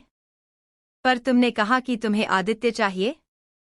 ठीक से सोच लो, पैसे या आदित्य, क्योंकि दोनों तो तुम्हें इस जन्म में तो नहीं मिलेगा, तमन्ना ने उसे चिढ़ाते हुए कहा। मिस्टर सारांश खुराना ने आदित्य के दादाजी से कहा, वो आपका पोता है, भला आप उसके साथ ऐसा कैसे कर सकते हैं? आगे चलेकर आप अपना वारिस किसे बनाएंगे? आपका ये पोता बहुत काबिल है। नुकुल खुराना, मिसेज खुराना और खन्ना परिवार ने भी इस बात का समर्थन किया, पर दादाजी के कानों में इस बात का रद्दी भर असर नहीं पड़ा। दादाजी ने एक आवाज दी, स्वास्तिक। अपना नाम सुनकर स्वास्तिक आगे आया। किसी को समझ नहीं आ रहा था कि आखिर स्वास्तिक को क्यों बुलाया गया था, पर किसी ने सवाल पूछने की हिम्मत नहीं की। दादाजी ने गरजती आवाज में कहा, धनराज गिर के पास एक नहीं बहुत काबिल वारिस है, इसलिए अब उसे स्वास्तिक आगे की कमान संभालेगा। क्या? स्वास्तिक और घर का फैमिली हेड ... सभी हैरान होकर आदित्य और उसके दादाजी को देखने लगे। सारांश खुराना ने उसे समझाना चाहा तो आरुषि बोली, हमारे फैमिली मैटर के लिए हमें बाहर वालों की राय नहीं चाहिए। खुराना फैमिली और खन्ना फैमिली खामोश हो गई, पर तभी अकी को बोली, नानी प्लीज, आखिरकार ये कबीर के घर वाले हैं। अकीको ने अपनी बात धीरे से कही थी पर वो खुराना फैमिली के साथ थी। मिसेज खुराना ने अकीको का साथ पाकर आरुषि से कहा, ये आप ठीक नहीं कर रही है। तभी नव्या बोली, इसमें गलत क्या है? आदित्य को भव्या चाहिए और भव्या को आदित्य, हमने उसे दे दिया, बदले में हमने हमारी चीज वापस ली है। और कुछ नहीं। मिसेज खुराना दांत पिसकर रह गई। वो कुछ कहना चाहती थी पर कहे तो क्या कहे। दादाजी ने आदित्य से कहा, तुम्हारे पास इस वक्त जो कुछ है सामने टेबल पर रखो और यहां से जाओ। आदित्य ने सबको एक नजर देखा और फिर अपने जेब से 2 पर्स निकाला और टेबल पर रखा। भव्या ने पर्स को देखा जिसमें ना जाने कितने गोल्ड और प्लेटिनम कार्ड थे और उन कार्ड में ढेर सारा पैसा जिन्हें उंगलियों पर गिनना बेवकूफी होंगी। आदित्य ने अपने हाथों की उंगलियों से कई सारी कीमती अंगूठियों को निकाला, अपने गले से सोने के चेन को निकाला और टेबल पर रख दिया। अब आदित्य के पास कुछ नहीं था, कुछ भी नहीं। आदित्य भव्या के तरफ मुड़ा और बोला, चलो हम अपनी नई जिंदगी शुरू करते हैं। भव्या हिचकिचाई पर आदित्य ने उसका हाथ पकड़ लिया। सारांश खुराना ने जब देखा अब यहाँ कहने और सुनने के लिए कुछ नहीं है तो वो सबको लेकर वहां से जाने लगे। आदित्य जा रहा था कि तमन्ना ने एकदम से कहा, रुको। आदित्य भव्या के साथ रुक कर मुड़ा। तमन्ना ने कुछ गार्ड्स को वहां बुलाया और कहा, इन दोनों को ऐसे नहीं जाने देना है, बाहर उठाकर फेंको। तमन्ना की बात सुनकर सब उसे हैरानी से देखने लगे, गार्ड्स भी डर गए। भव्या को उठाकर फेंकना ठीक था पर आदित्य को वो कैसे हाथ लगा सकते हैं। तुम्हारी जुबान कुछ ज्यादा नहीं चल रही है।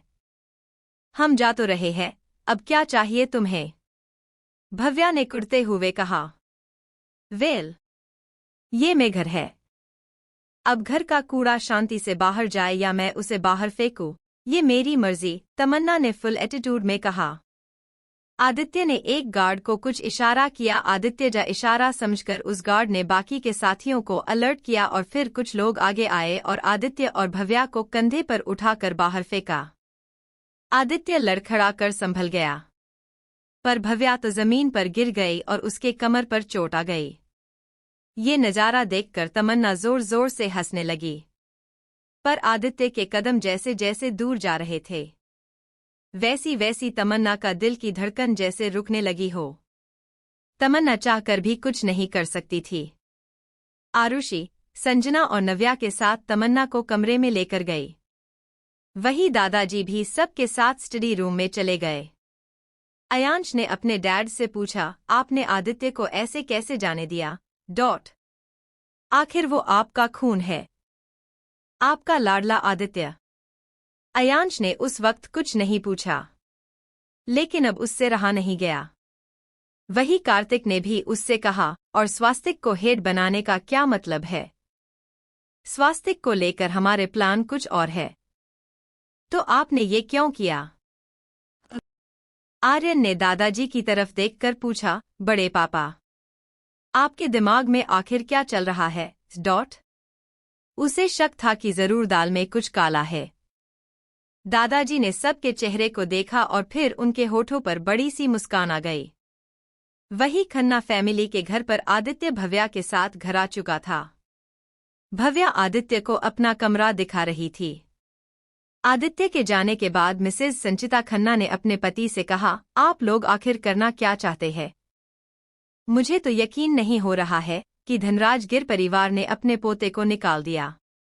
मुझे नहीं पता था कि वो आरुषि धनराज गिर भव्या से इतनी नफरत करती होंगी कि अपने पोते को घर से बाहर निकाल दिया। मिसेज खन्ना के लिए ये बात पचा पाना बहुत मुश्किल था। सुदीप खन्ना ने इरिटेट होकर कहा, बस, मैं बहुत सुना चुका हूं और देख चुका हूं, और अब और नहीं। अरे, हम ऐसे हाथ पर हाथ रख कर बैठे तो नहीं रह सकते हैं, संचिता खुराना ने परेशान होकर कहा। सुदीप खुराना ने सोचते हुए कहा, एक तरह से आदित्य का हमारे साथ आना अच्छी बात है। भला वो कैसे?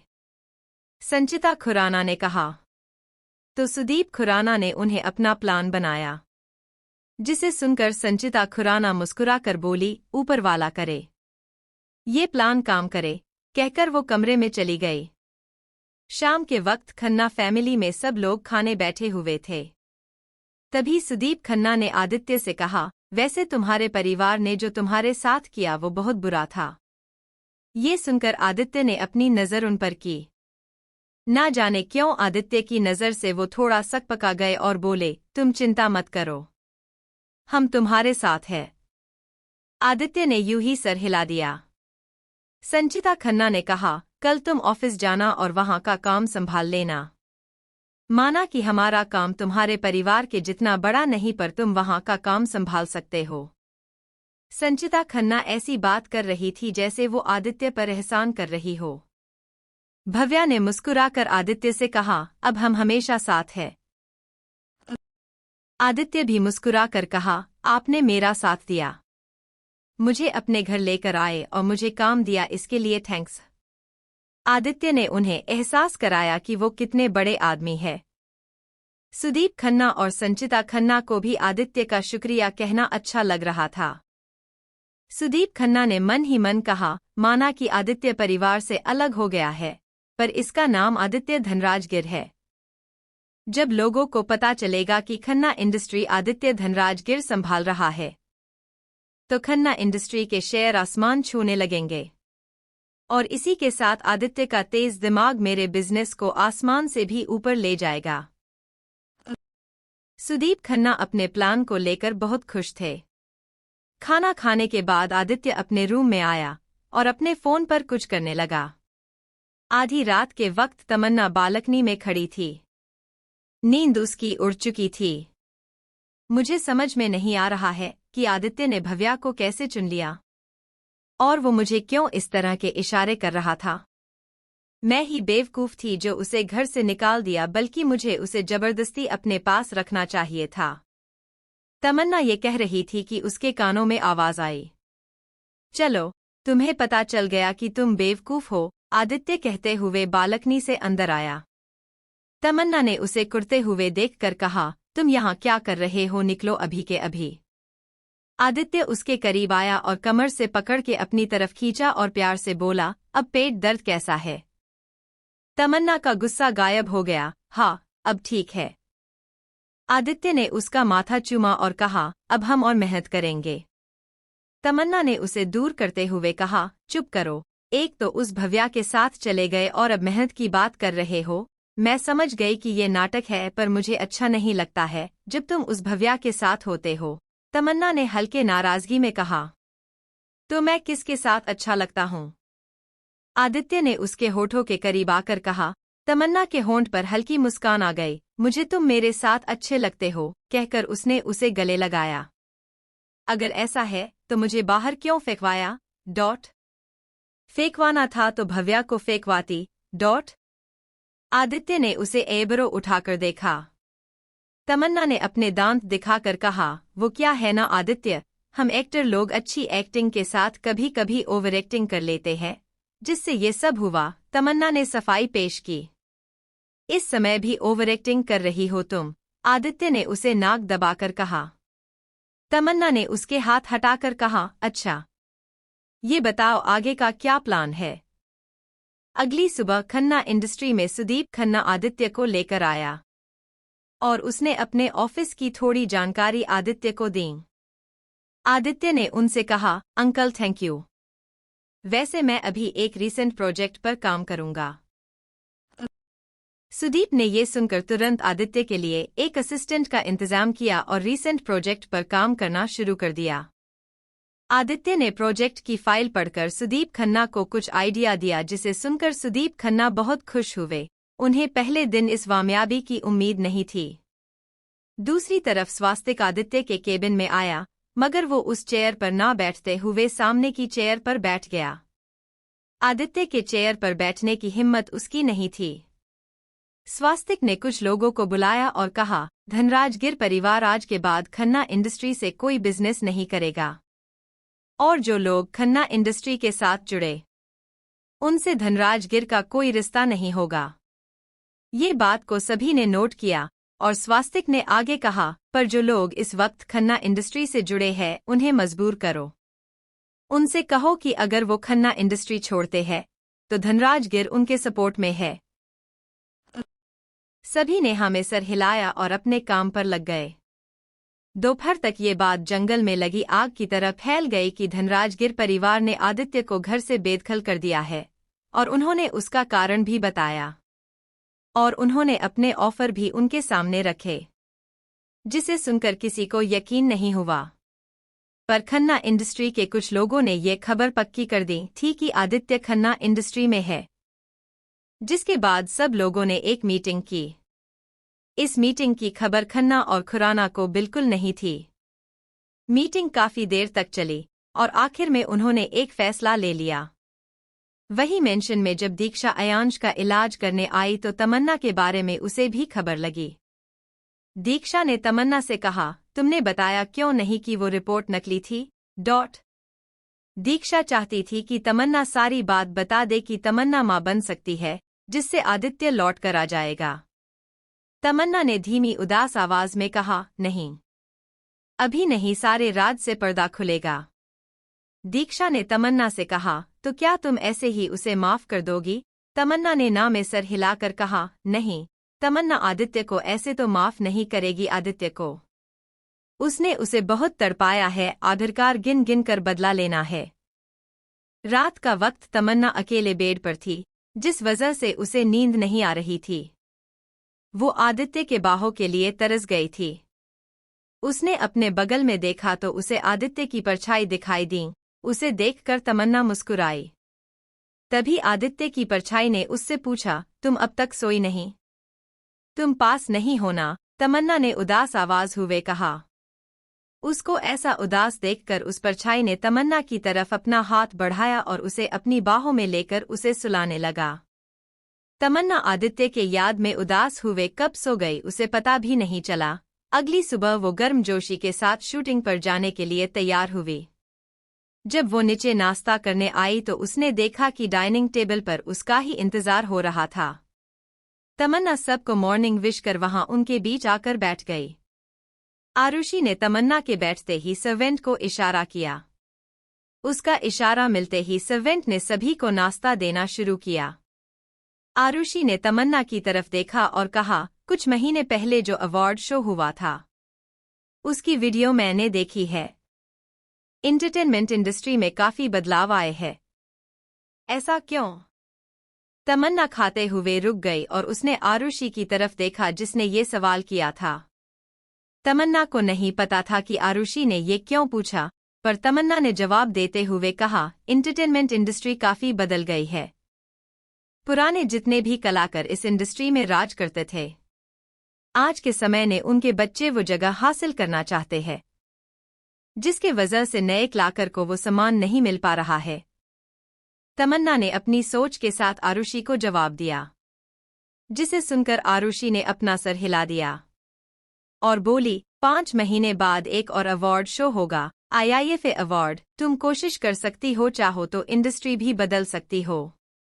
तमन्ना ने सर हिलाया और कहा, सेट पर डायरेक्टर ने मुझसे भी यही कहा कि मैं कोशिश करूं कि मैं आपकी तरह 1 टेक में सीन कंप्लीट करूं।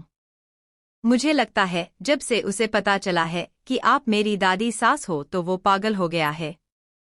काफी देर से तमन्ना और आरुषि की बात सुन रहे लोग जो डाइनिंग टेबल पर बैठे थे, तमन्ना की आखिर की बात सुनकर हंसने लगे।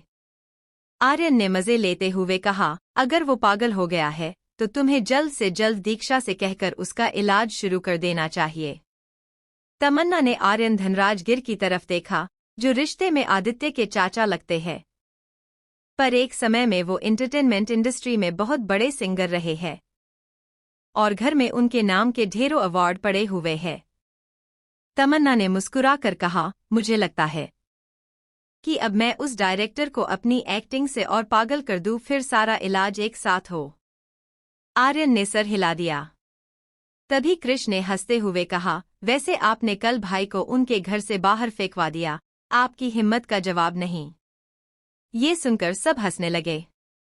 तमन्ना ने शांति से कहा, माना कि ये नाटक है, माना कि भव्या एक मुसीबत है, पर इस मुसीबत का हाल पति पत्नी को मिलकर निकालना चाहिए। हर बार इस रिश्ते में आदित्य क्यों फैसले लेता है? क्या मेरी राय जानना जरूरी नहीं?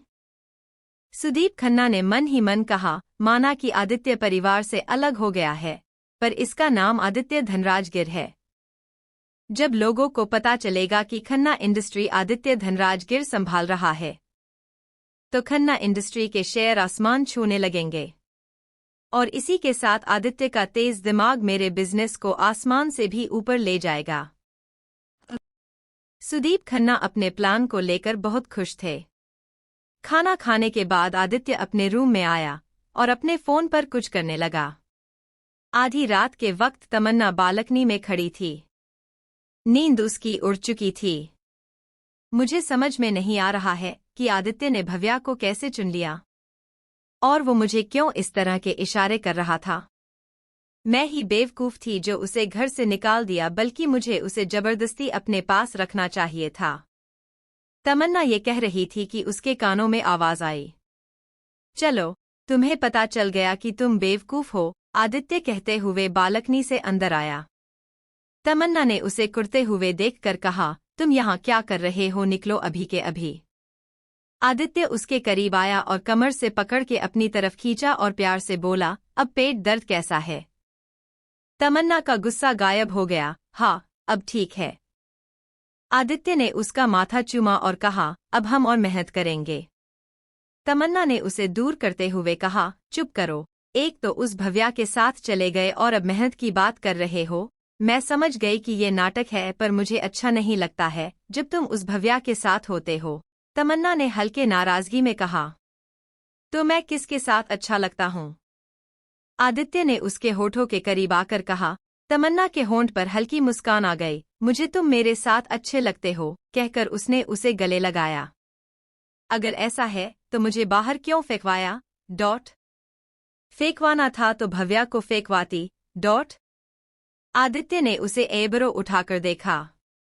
तमन्ना ने अपने दांत दिखाकर कहा, वो क्या है ना आदित्य, हम एक्टर लोग अच्छी एक्टिंग के साथ कभी कभी ओवर एक्टिंग कर लेते हैं, जिससे ये सब हुआ। तमन्ना ने सफाई पेश की। इस समय भी ओवर एक्टिंग कर रही हो तुम, आदित्य ने उसे नाक दबाकर कहा। तमन्ना ने उसके हाथ हटाकर कहा, अच्छा ये बताओ आगे का क्या प्लान है। अगली सुबह खन्ना इंडस्ट्री में सुदीप खन्ना आदित्य को लेकर आया और उसने अपने ऑफिस की थोड़ी जानकारी आदित्य को दी। आदित्य ने उनसे कहा, अंकल थैंक यू, वैसे मैं अभी एक रीसेंट प्रोजेक्ट पर काम करूंगा। सुदीप ने ये सुनकर तुरंत आदित्य के लिए एक असिस्टेंट का इंतजाम किया और रीसेंट प्रोजेक्ट पर काम करना शुरू कर दिया। आदित्य ने प्रोजेक्ट की फाइल पढ़कर सुदीप खन्ना को कुछ आइडिया दिया, जिसे सुनकर सुदीप खन्ना बहुत खुश हुए। उन्हें पहले दिन इस कामयाबी की उम्मीद नहीं थी। दूसरी तरफ स्वास्तिक आदित्य के केबिन में आया, मगर वो उस चेयर पर ना बैठते हुए सामने की चेयर पर बैठ गया। आदित्य के चेयर पर बैठने की हिम्मत उसकी नहीं थी। स्वास्तिक ने कुछ लोगों को बुलाया और कहा, धनराज गिर परिवार आज के बाद खन्ना इंडस्ट्री से कोई बिजनेस नहीं करेगा, और जो लोग खन्ना इंडस्ट्री के साथ जुड़े उनसे धनराज गिर का कोई रिश्ता नहीं होगा। ये बात को सभी ने नोट किया और स्वास्तिक ने आगे कहा, पर जो लोग इस वक्त खन्ना इंडस्ट्री से जुड़े हैं उन्हें मजबूर करो। उनसे कहो कि अगर वो खन्ना इंडस्ट्री छोड़ते हैं तो धनराज गिर उनके सपोर्ट में है। सभी ने हाँ में सर हिलाया और अपने काम पर लग गए। दोपहर तक ये बात जंगल में लगी आग की तरह फैल गई कि धनराज गिर परिवार ने आदित्य को घर से बेदखल कर दिया है, और उन्होंने उसका कारण भी बताया, और उन्होंने अपने ऑफर भी उनके सामने रखे, जिसे सुनकर किसी को यकीन नहीं हुआ।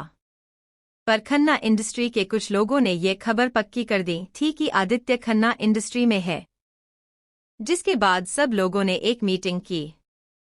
इस मीटिंग की खबर खन्ना और खुराना को बिल्कुल नहीं थी। मीटिंग काफी देर तक चली और आखिर में उन्होंने एक फैसला ले लिया। वही मेंशन में जब दीक्षा अयांश का इलाज करने आई तो तमन्ना के बारे में उसे भी खबर लगी।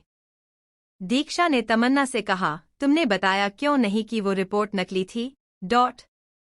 दीक्षा चाहती थी कि तमन्ना सारी बात बता दे कि तमन्ना मां बन सकती है, जिससे आदित्य लौट कर आ जाएगा। तमन्ना ने धीमी उदास आवाज में कहा, नहीं, अभी नहीं, सारे राज से पर्दा खुलेगा। दीक्षा ने तमन्ना से कहा, तो क्या तुम ऐसे ही उसे माफ कर दोगी। तमन्ना ने ना में सर हिलाकर कहा, नहीं, तमन्ना आदित्य को ऐसे तो माफ नहीं करेगी। आदित्य को उसने उसे बहुत तड़पाया है, आखिरकार गिन गिन कर बदला लेना है। रात का वक्त तमन्ना अकेले बेड पर थी, जिस वजह से उसे नींद नहीं आ रही थी। वो आदित्य के बाहों के लिए तरस गई थी। उसने अपने बगल में देखा तो उसे आदित्य की परछाई दिखाई दी। उसे देखकर तमन्ना मुस्कुराई। तभी आदित्य की परछाई ने उससे पूछा, तुम अब तक सोई नहीं? तुम पास नहीं होना? तमन्ना ने उदास आवाज हुए कहा। उसको ऐसा उदास देखकर उस परछाई ने तमन्ना की तरफ अपना हाथ बढ़ाया और उसे अपनी बाहों में लेकर उसे सुलाने लगा। तमन्ना आदित्य के याद में उदास हुए कब सो गई उसे पता भी नहीं चला। अगली सुबह वो गर्मजोशी के साथ शूटिंग पर जाने के लिए तैयार हुई। जब वो नीचे नाश्ता करने आई तो उसने देखा कि डाइनिंग टेबल पर उसका ही इंतजार हो रहा था। तमन्ना सबको मॉर्निंग विश कर वहां उनके बीच आकर बैठ गई। आरुषि ने तमन्ना के बैठते ही सर्वेंट को इशारा किया। उसका इशारा मिलते ही सर्वेंट ने सभी को नाश्ता देना शुरू किया। आरुषि ने तमन्ना की तरफ देखा और कहा, कुछ महीने पहले जो अवार्ड शो हुआ था उसकी वीडियो मैंने देखी है। एंटरटेनमेंट इंडस्ट्री में काफी बदलाव आए हैं। ऐसा क्यों? तमन्ना खाते हुए रुक गई और उसने आरुषि की तरफ देखा जिसने ये सवाल किया था। तमन्ना को नहीं पता था कि आरुषि ने ये क्यों पूछा, पर तमन्ना ने जवाब देते हुए कहा, एंटरटेनमेंट इंडस्ट्री काफी बदल गई है। पुराने जितने भी कलाकार इस इंडस्ट्री में राज करते थे, आज के समय ने उनके बच्चे वो जगह हासिल करना चाहते हैं, जिसके वजह से नए कलाकार को वो सम्मान नहीं मिल पा रहा है। तमन्ना ने अपनी सोच के साथ आरुषि को जवाब दिया, जिसे सुनकर आरुषि ने अपना सर हिला दिया और बोली, 5 महीने बाद एक और अवार्ड शो होगा, IIFA अवार्ड। तुम कोशिश कर सकती हो, चाहो तो इंडस्ट्री भी बदल सकती हो। तमन्ना ने सर हिलाया और कहा, सेट पर डायरेक्टर ने मुझसे भी यही कहा कि मैं कोशिश करूं कि मैं आपकी तरह 1 टेक में सीन कंप्लीट करूं। मुझे लगता है जब से उसे पता चला है कि आप मेरी दादी सास हो तो वो पागल हो गया है। काफी देर से तमन्ना और आरुषि की बात सुन रहे लोग जो डाइनिंग टेबल पर बैठे थे, तमन्ना की आखिर की बात सुनकर हंसने लगे। आर्यन ने मजे लेते हुए कहा, अगर वो पागल हो गया है तो तुम्हें जल्द से जल्द दीक्षा से कहकर उसका इलाज शुरू कर देना चाहिए। तमन्ना ने आर्यन धनराजगिर की तरफ देखा, जो रिश्ते में आदित्य के चाचा लगते हैं, पर एक समय में वो एंटरटेनमेंट इंडस्ट्री में बहुत बड़े सिंगर रहे हैं और घर में उनके नाम के ढेरों अवार्ड पड़े हुए हैं। तमन्ना ने मुस्कुराकर कहा, मुझे लगता है कि अब मैं उस डायरेक्टर को अपनी एक्टिंग से और पागल कर दूं, फिर सारा इलाज एक साथ हो। आर्यन ने सर हिला दिया। तभी कृष्ण ने हंसते हुए कहा, वैसे आपने कल भाई को उनके घर से बाहर फेंकवा दिया, आपकी हिम्मत का जवाब नहीं। ये सुनकर सब हंसने लगे। तमन्ना ने शांति से कहा, माना कि ये नाटक है, माना कि भव्या एक मुसीबत है, पर इस मुसीबत का हाल पति पत्नी को मिलकर निकालना चाहिए। हर बार इस रिश्ते में आदित्य क्यों फैसले लेता है? क्या मेरी राय जानना जरूरी नहीं? पर भाभी, स्वास्तिक ने उसे समझाना चाहा तो आरुषि ने रोक कर कहा, तमन्ना अपनी जगह सही है। किसी का सच सामने लाने के लिए आदित्य किसी और औरत का हाथ पकड़कर उसके साथ जिंदगी बिताने की बात करे, ये सही नहीं। इस पर किसी ने कुछ नहीं कहा।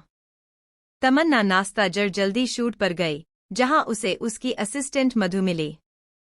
तमन्ना ने इतने दिन न आने के लिए डायरेक्टर से काफी मांगी और फिर उसके बाद अपनी शूट पर ध्यान दिया।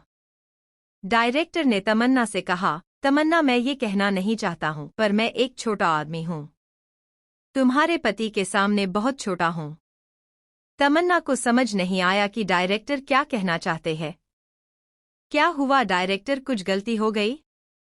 तमन्ना के पूछने पर डायरेक्टर ने उसे अपनी प्रॉब्लम बताते हुए कहा, फिल्म काफी डिले हो रही है, मैं इतना बड़ा नुकसान बर्दाश्त नहीं कर पाऊंगा, इसलिए प्लीज कोऑपरेट करो और इस शूट को जल्द से जल्द खत्म करो। हमें फिल्म की प्रमोशन करनी है और उसके रिलीज से पहले बहुत कुछ करना है। तमन्ना ने जब डायरेक्टर की सारी बात सुनी तो उसे भी लगा कि इस एक फिल्म को लेकर काफी उसने छुट्टियां ली है, तमन्ना ने डायरेक्टर को सॉरी कहा और अपने काम पर लग गई। लगभग शाम तक उसने शूट पूरा किया। तमन्ना वहां से जाने लगी तो डायरेक्टर ने तमन्ना से कहा, तमन्ना आज रात को एक और शूट है, तो आज तुम्हें आना होगा। तमन्ना ने अपने काम को बहुत गंभीर तरह से लिया और कहा, मैं यही पास के होटल में हूं, आप कॉल कर दीजिएगा, मैं आ जाऊंगी, कहकर वो मधु के साथ चली गई। उसने घर में फोन कर बता दिया था कि वो आज रात घर नहीं आएगी। तमन्ना होटल के कैफे एरिया में कॉफी पी रही थी कि तभी वहां दीक्षा आई और बोली, तू यहाँ क्या कर रही है?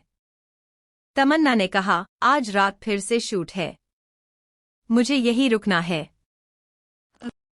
दीक्षा ने अपने हाथ को सर पर रखते हुए कहा, अरे शूटिंग रात को है और तेरा पति इस वक्त प्लाजा मॉल में उस भव्या चुड़ैल के साथ शॉपिंग कर रहा है, क्या तुझे उसे सबक नहीं सीखना? तमन्ना को दीक्षा की बात सुनकर याद आया कि कल उसकी दादी ने उसे क्या आइडिया दिया था, जिसके बाद तमन्ना के होठों पर कुटिल मुस्कान आ गई और वो दीक्षा में साथ प्लाजा मॉल के लिए निकल गई। प्लाजा मॉल शहर का बड़ा मॉल था, जहां बड़े से बड़े वीआईपी आकर शॉपिंग किया करते थे। यहां सस्ते से सस्ता कपड़ा भी 1 लाख रुपए से शुरू होता था। भव्या आदित्य को अपने साथ यहां लेकर आई थी। आदित्य, तुम अपने साथ कपड़े तो लेकर नहीं आए थे, इसलिए आज हम तुम्हारे लिए शॉपिंग करेंगे, भव्या ने बड़े प्यार से आदित्य से कहा। आदित्य ने अपना सर हिलाकर कहा, थैंक यू कि तुम मेरा इतना ख्याल करती हो। आदित्य, सिर्फ ख्याल ही नहीं बल्कि मैं तुमसे प्यार भी करती हूँ। भव्या ने ये कहकर आदित्य के गालों को चूमने के लिए आगे बढ़ी। ये काफी अच्छा है। आदित्य की नजर एकदम से एक शर्ट पर गई और उसकी तरफ बढ़ गया, जिससे भव्या उसे किस करने में नाकाम रही। उसे थोड़ी इंसल्ट फील हुई। उसने आसपास देखा, किसी ने उसे देखा तो नहीं। वही दूर मौजूद दीक्षा और तमन्ना जो छिपी हुई थी, ये सब अपने आंखों से देखा। दीक्षा ने आदित्य और भव्या को देखते हुए तमन्ना से कहा, ये भव्या प्रेसिडेंट कबीर की बहन कम और इमरान हाशमी की बहन ज्यादा लगती है, कितना किस कर रही है आदित्य को। ये सब सुनकर और देखकर तमन्ना को बहुत जलन महसूस हुई।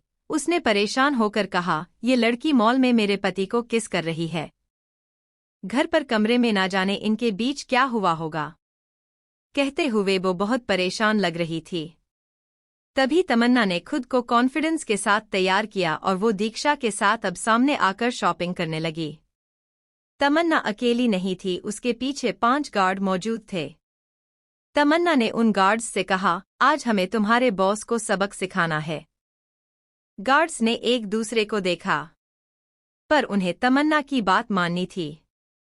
दीक्षा ने तमन्ना को करेक्ट करते हुए कहा, बॉस नहीं, एक्स बॉस। तमन्ना ने भी गौर किया, अब आदित्य उन सब का बॉस नहीं था। इसके बाद तमन्ना उन सब के साथ उस स्टोर में आई जहां भव्या आदित्य के साथ मौजूद थी। इस वक्त वहां कुछ और लोग भी मौजूद थे, पर तमन्ना जितने शान और खूबसूरती के साथ आई थी, उसने सभी का ध्यान अपने तरफ कर लिया था। स्टोर में मौजूद हर एक आदमी तमन्ना को देखने से खुद को रोक नहीं पा रहा था। तमन्ना को देखकर आदित्य की आंखें छोटी हो गई और भव्या के चेहरे पर नाराजगी के भाव आ गए। उसे लगा कि तमन्ना यहां आदित्य को लेने आई है, इसलिए भव्या ने आदित्य की बाजू कस के पकड़ ली। तमन्ना ने पूरे स्टोर पर एक नज़र डाली और फिर दीक्षा की तरफ देखकर मुस्कुराते हुए आगे बढ़ गई। तमन्ना सीधे जाकर आदित्य और भव्या से थोड़ी दूरी बनाकर खड़ी हो गई। एक स्टाफ मेल अटेंडेंट उसके पास आया। बताइए मैडम, आप क्या लेना चाहती है? भव्या ने आदित्य को दूसरी तरफ कर दिया और तमन्ना और आदित्य बीच में खड़ी हो गई। पर आदित्य के मन में सवाल थे कि तमन्ना मेल स्टोर में क्या कर रही है। तभी तमन्ना ने मेल स्टाफ से कहा, वेल, मुझे कुछ शानदार कपड़े चाहिए जो मेरे लुक्स पर सूट हो। स्टाफ ने पूछा, मैडम साइज क्या होंगी? तमन्ना ने एक नज़र दीक्षा को देखा और मेल स्टाफ को अपना साइज बताया। जल्द ही वहां पर एक खूबसूरत सी ड्रेस आ गई। उस ड्रेस को देखकर आसपास के लोग तमन्ना से जलने लगे। वो काफी शानदार ड्रेस पूरे 20 लाख की थी। भव्या ने जब उस ड्रेस को देखा तो उसे भी उस ड्रेस को लेने की इच्छा हुई क्योंकि वो काफी कमाल का था। दीक्षा ने तमन्ना को उस ड्रेस को ट्राई करने को कहा।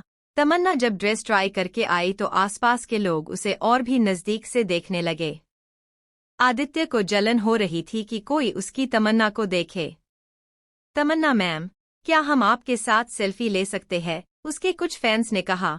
देखते ही देखते उस मॉल में थोड़ी भीड़ हो गई। तमन्ना ने सबके साथ अच्छी सेल्फी ली और 20 लाख की ड्रेस खरीद ली।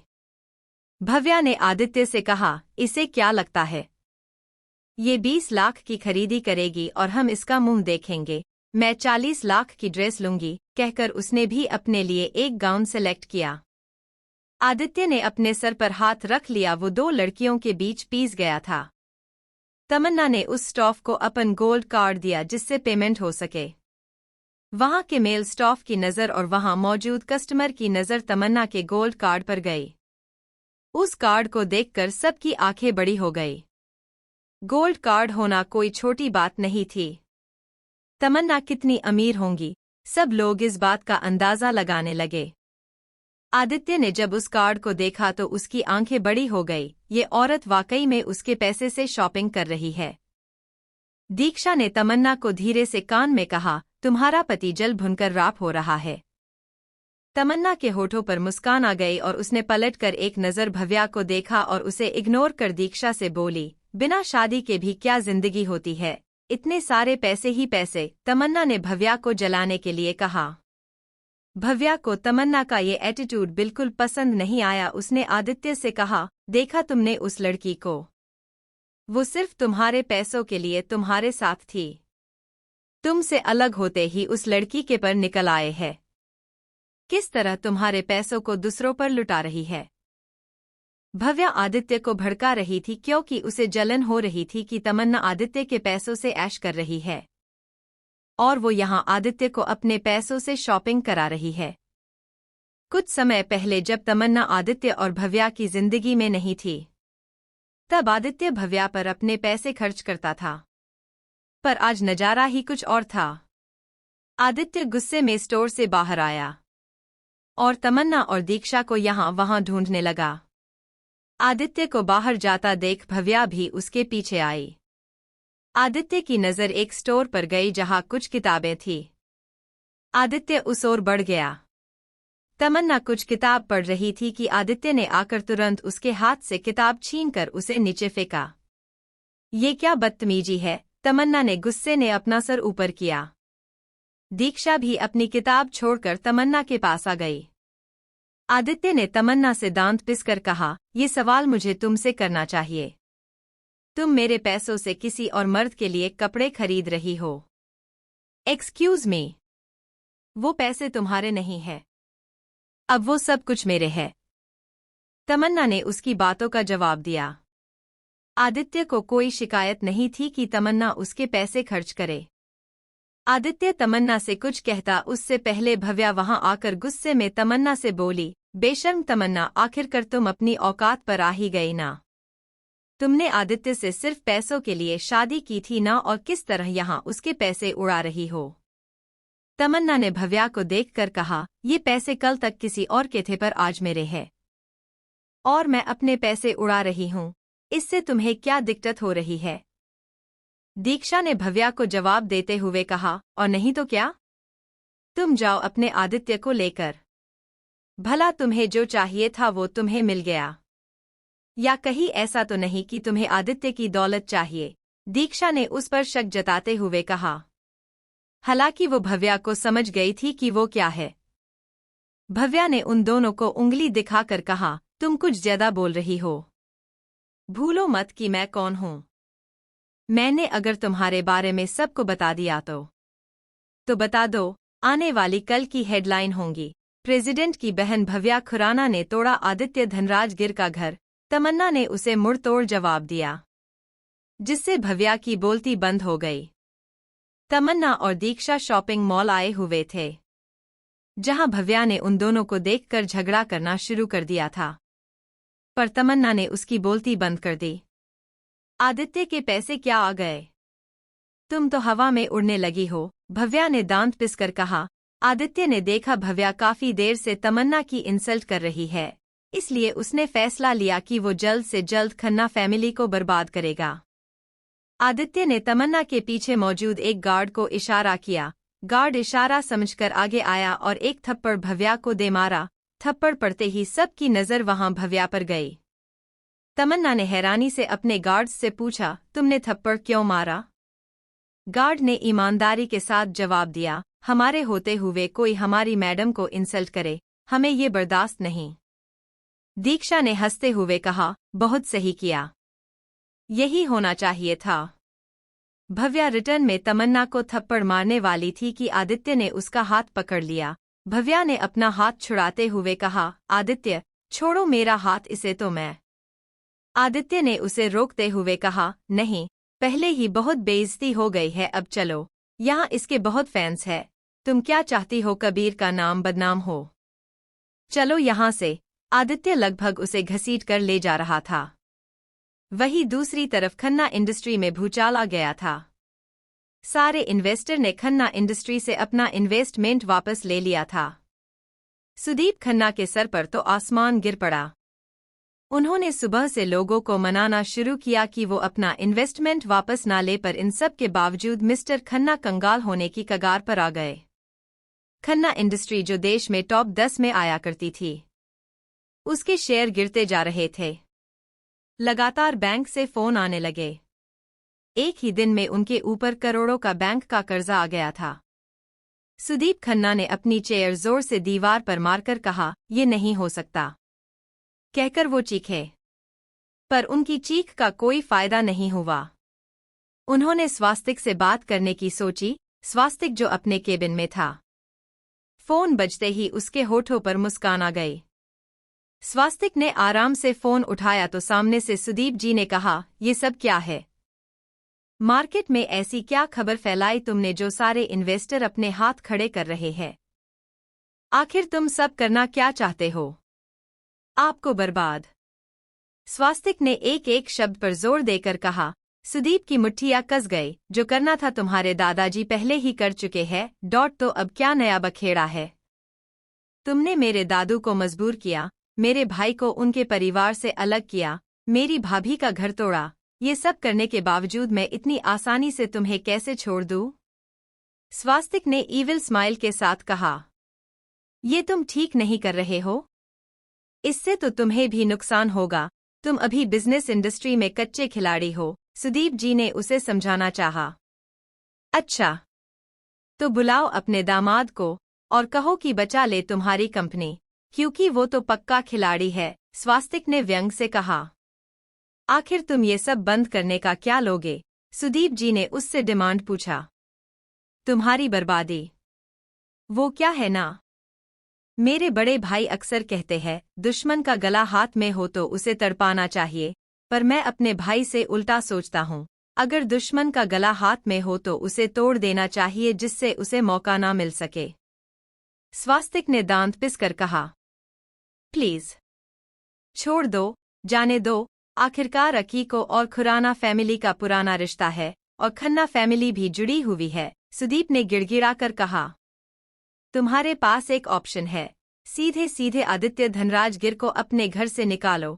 अगर ऐसा नहीं किया तो कल सुबह बैंक वाले तुम्हें तुम्हारे घर से निकाल देंगे। नीलामी के लिए तैयार रहना। इतना कहकर स्वास्तिक ने फोन रखा। सुदीप जी सर पकड़ कर बैठ गए। सोचा था आदित्य को मोहरा बनाकर सब कुछ हासिल करूंगा, पर ये तो सब कुछ उल्टा हो रहा है। अब खन्ना इंडस्ट्री के शेयर के दाम गिरने लगे थे। इस बात की खबर मीडिया में फैल गई थी और खुराना इंडस्ट्री में जब ये बात नुकुल खुराना तक पहुंची तो लोग उनसे भी सवाल करने लगे, क्योंकि खन्ना और खुराना रिश्तेदार थे। खुराना फैमिली में एक मीटिंग बुलाई गई जिसमें हर कोई शामिल था। सारांश खुराना ने आदित्य की तरफ देखा, क्या तुम्हें इस बारे में कोई आइडिया है? सारांश खुराना को ऐसा लगता था कि ये सब आदित्य के वजह से हो रहा है। आदित्य ने उनसे कहा, ऑफ कोर्स है, मैं यहाँ हूँ, पर मेरे परिवार के लोग खन्ना के खिलाफ है, इसलिए वो अपना बदला ले रहे हैं। और ये उनकी चाल है क्या? पर तुम्हारे परिवार के लोगों का हमने क्या बिगाड़ा है? तुम यहाँ खुद भव्या के साथ अपनी मर्जी से आए हो, संचिता खन्ना ने नाराजगी से कहा। मिसेज खुराना परेशान होकर बोली, अब ये सब बंद कैसे होगा? मिसेज खुराना नहीं चाहती थी कि उनके भाई के परिवार के साथ कुछ हो। सुदीप खन्ना ने कहा, क्या आप लोग हमारी कंपनी में कुछ इन्वेस्ट करेंगे? अगर आप लोगों ने इन्वेस्ट किया तो हो सकता है बाकी में भी हिम्मत आ जाए, क्योंकि आप लोग तो प्रेसिडेंट के घर से है। सुदीप की बात लगभग सही थी। नुकुल खुराना कुछ कहते उससे पहले, नहीं, कोई इन्वेस्टमेंट नहीं होगा, कबीर ने बड़ी ही सख्ती से कहा। नुकुल ने कबीर से कहा, कबीर तुम्हारे मामा परेशानी में है और तुम मना कर रहे हो? ये परेशानी इन लोगों ने ही खड़ी की है। क्या जरूरत थी किसी का घर बर्बाद करने की? जब आदित्य और तमन्ना साथ आ गए तो क्या जरूरत थी भव्या को बीच में आने की? कबीर ने गुस्से में कहा। कबीर मत भूलो कि वो लड़की बीच में आई है, वरना भव्या तो आदित्य से शादी करने वाली थी। मिसेज खुराना ने अकड़ में कहा। किसके नसीब में क्या लिखा है इसका फैसला आप लोग करो, ये हक आपके पास नहीं है। और बेहतर होगा कि आदित्य अपनी जगह जाए और भव्या आदित्य को भूल जाए, शायद यही तरीका है सब कुछ ठीक करने का। कबीर ने सबको एक सलाह दी। संचिता ने कबीर से नाराजगी से कहा, भव्या तुम्हें अपना भाई मानती है और तुम उसे इस तरह ट्रीट कर रहे हो? कबीर के चेहरे पर कोई भाव नहीं थे।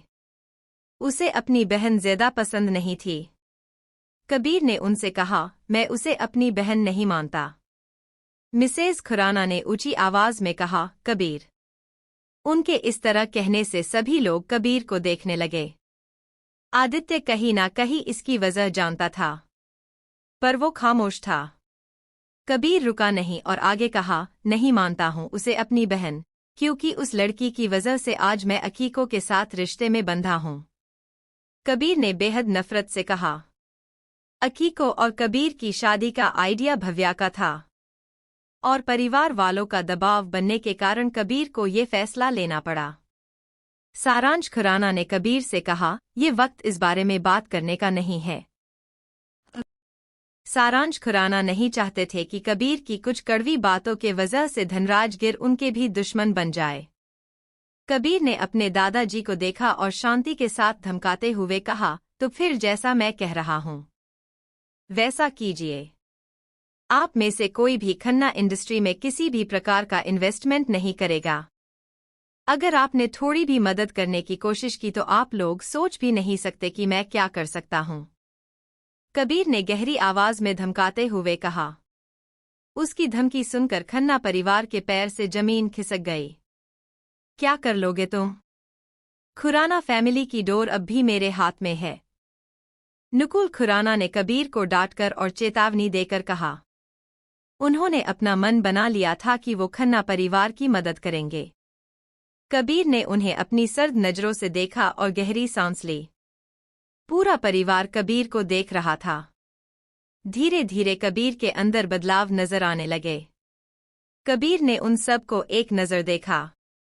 आज मौका था कि वो अपने गुस्से का बदला इन सब से ले सकता था। इन लोगों ने उस पर अपना दबाव बनाकर अकीको से उसकी सगाई कराई। अब कबीर इन पर दबाव बनने वाला था। कबीर ने सबको धमकाते हुए कहा, अगर आपने मेरी बात नहीं मानी तो मैं अपने आप को इस परिवार से अलग कर लूंगा, और इसके बाद खुराना फैमिली अब तक जो मेरे प्रेसिडेंट होने का फायदा उठाती है वो कभी नहीं उठा पाएगी। भूलिए मत कि मैं प्रेसिडेंट हूं, और मैं अच्छे से जानता हूं कि खुराना इंडस्ट्री में क्या चल रहा है क्या नहीं। मैं चाहूं तो आज के आज गवर्नमेंट पोजीशन का इस्तेमाल कर खुराना इंडस्ट्री पर ताला लगा सकता हूं। उसकी धमकी सुनकर नुकुल खुराना सारांश खुराना की आंखें बड़ी हो गई और बाकी सभी डर गए। आखिरकार कबीर ने उन्हें कैसे धमका सकता है? पर कबीर के आंखों में कोई पछतावा नहीं था। आखिर में खुराना फैमिली ने अभी खन्ना फैमिली की मदद करने से मना कर दिया। जब भव्या को इन सब बातों का पता चला तो उसे अपने भाई कबीर पर गुस्सा आया। आखिरकार वो ऐसा कैसे कर सकता है? आदित्य ने भव्या से कहा, तुम चिंता मत करना, मैं तुम्हारा आखिर तक साथ दूंगा। जिस पर भव्या ने चिढ़कर कहा, आदित्य, ये जो कुछ हो रहा है सब तुम्हारा परिवार कर रहा है और तुम चुप हो, क्या तुम कुछ नहीं कर सकते हो? इस पर आदित्य ने कहा, इस वक्त मेरे सारे पावर को उन्होंने मुझसे छीन लिया, तुम बताओ क्या करूं? आदित्य ने ऐसा दिखाया जैसे वो बेचारा हो। सुदीप जी ने कहा, अब जब उन्होंने दुश्मनी मोल ली है तो सामने से फायर करते हैं। मतलब आप करना क्या चाहते हैं? आदित्य ने भौहें सिकोड़कर पूछा। अगर हम अपने कदम पीछे करते हैं तब भी खन्ना परिवार बर्बाद होगा। बेहतर है कि कदमों आगे बढ़ाए, सुदीप जी ने कहा। आप कहना क्या चाहते हैं और क्या करने वाले हैं? संचिता जी ने परेशानी से पूछा। शादी। भव्या और आदित्य की शादी, सुदीप जी ने के दम से कहा, जिसे सुनकर आदित्य और भव्या संचिता जी हैरान हो गए। ये सुदीप बहुत ही बड़ा ढीठ है, आदित्य ने मन ही मन कोसते हुए कहा। कितनी मोटी चमड़ी का आदमी है, तेरी सारी चमड़ी मैं ही उखाड़ूंगा। संचिता जी सुदीप जी को एक कोने में लेकर आई और बोली, ये क्या बात कर रहे हैं आप? आप भव्या की शादी आदित्य से क्यों करा रहे हैं? अब तो आदित्य पूरी तरह कंगाल हो गया है। जानता हूं, पर आदित्य के पास जो काबिलियत है वो किसी में नहीं। विदेश में हमारा एक बिजनेस है जो किसी की नज़र में नहीं है। शादी के बाद मैं आदित्य के जरिए उसे ऐसा बढ़ाऊंगा कि वापस आकर मैं धनराज गिर से अपना सब कुछ वापस छीन लूंगा, सुदीप जी ने बदले के आक्रोश में कहा। उनकी आंखें देखकर बताया जा सकता है कि इस वक्त उनका दिल बदले की आग से जल रहा है।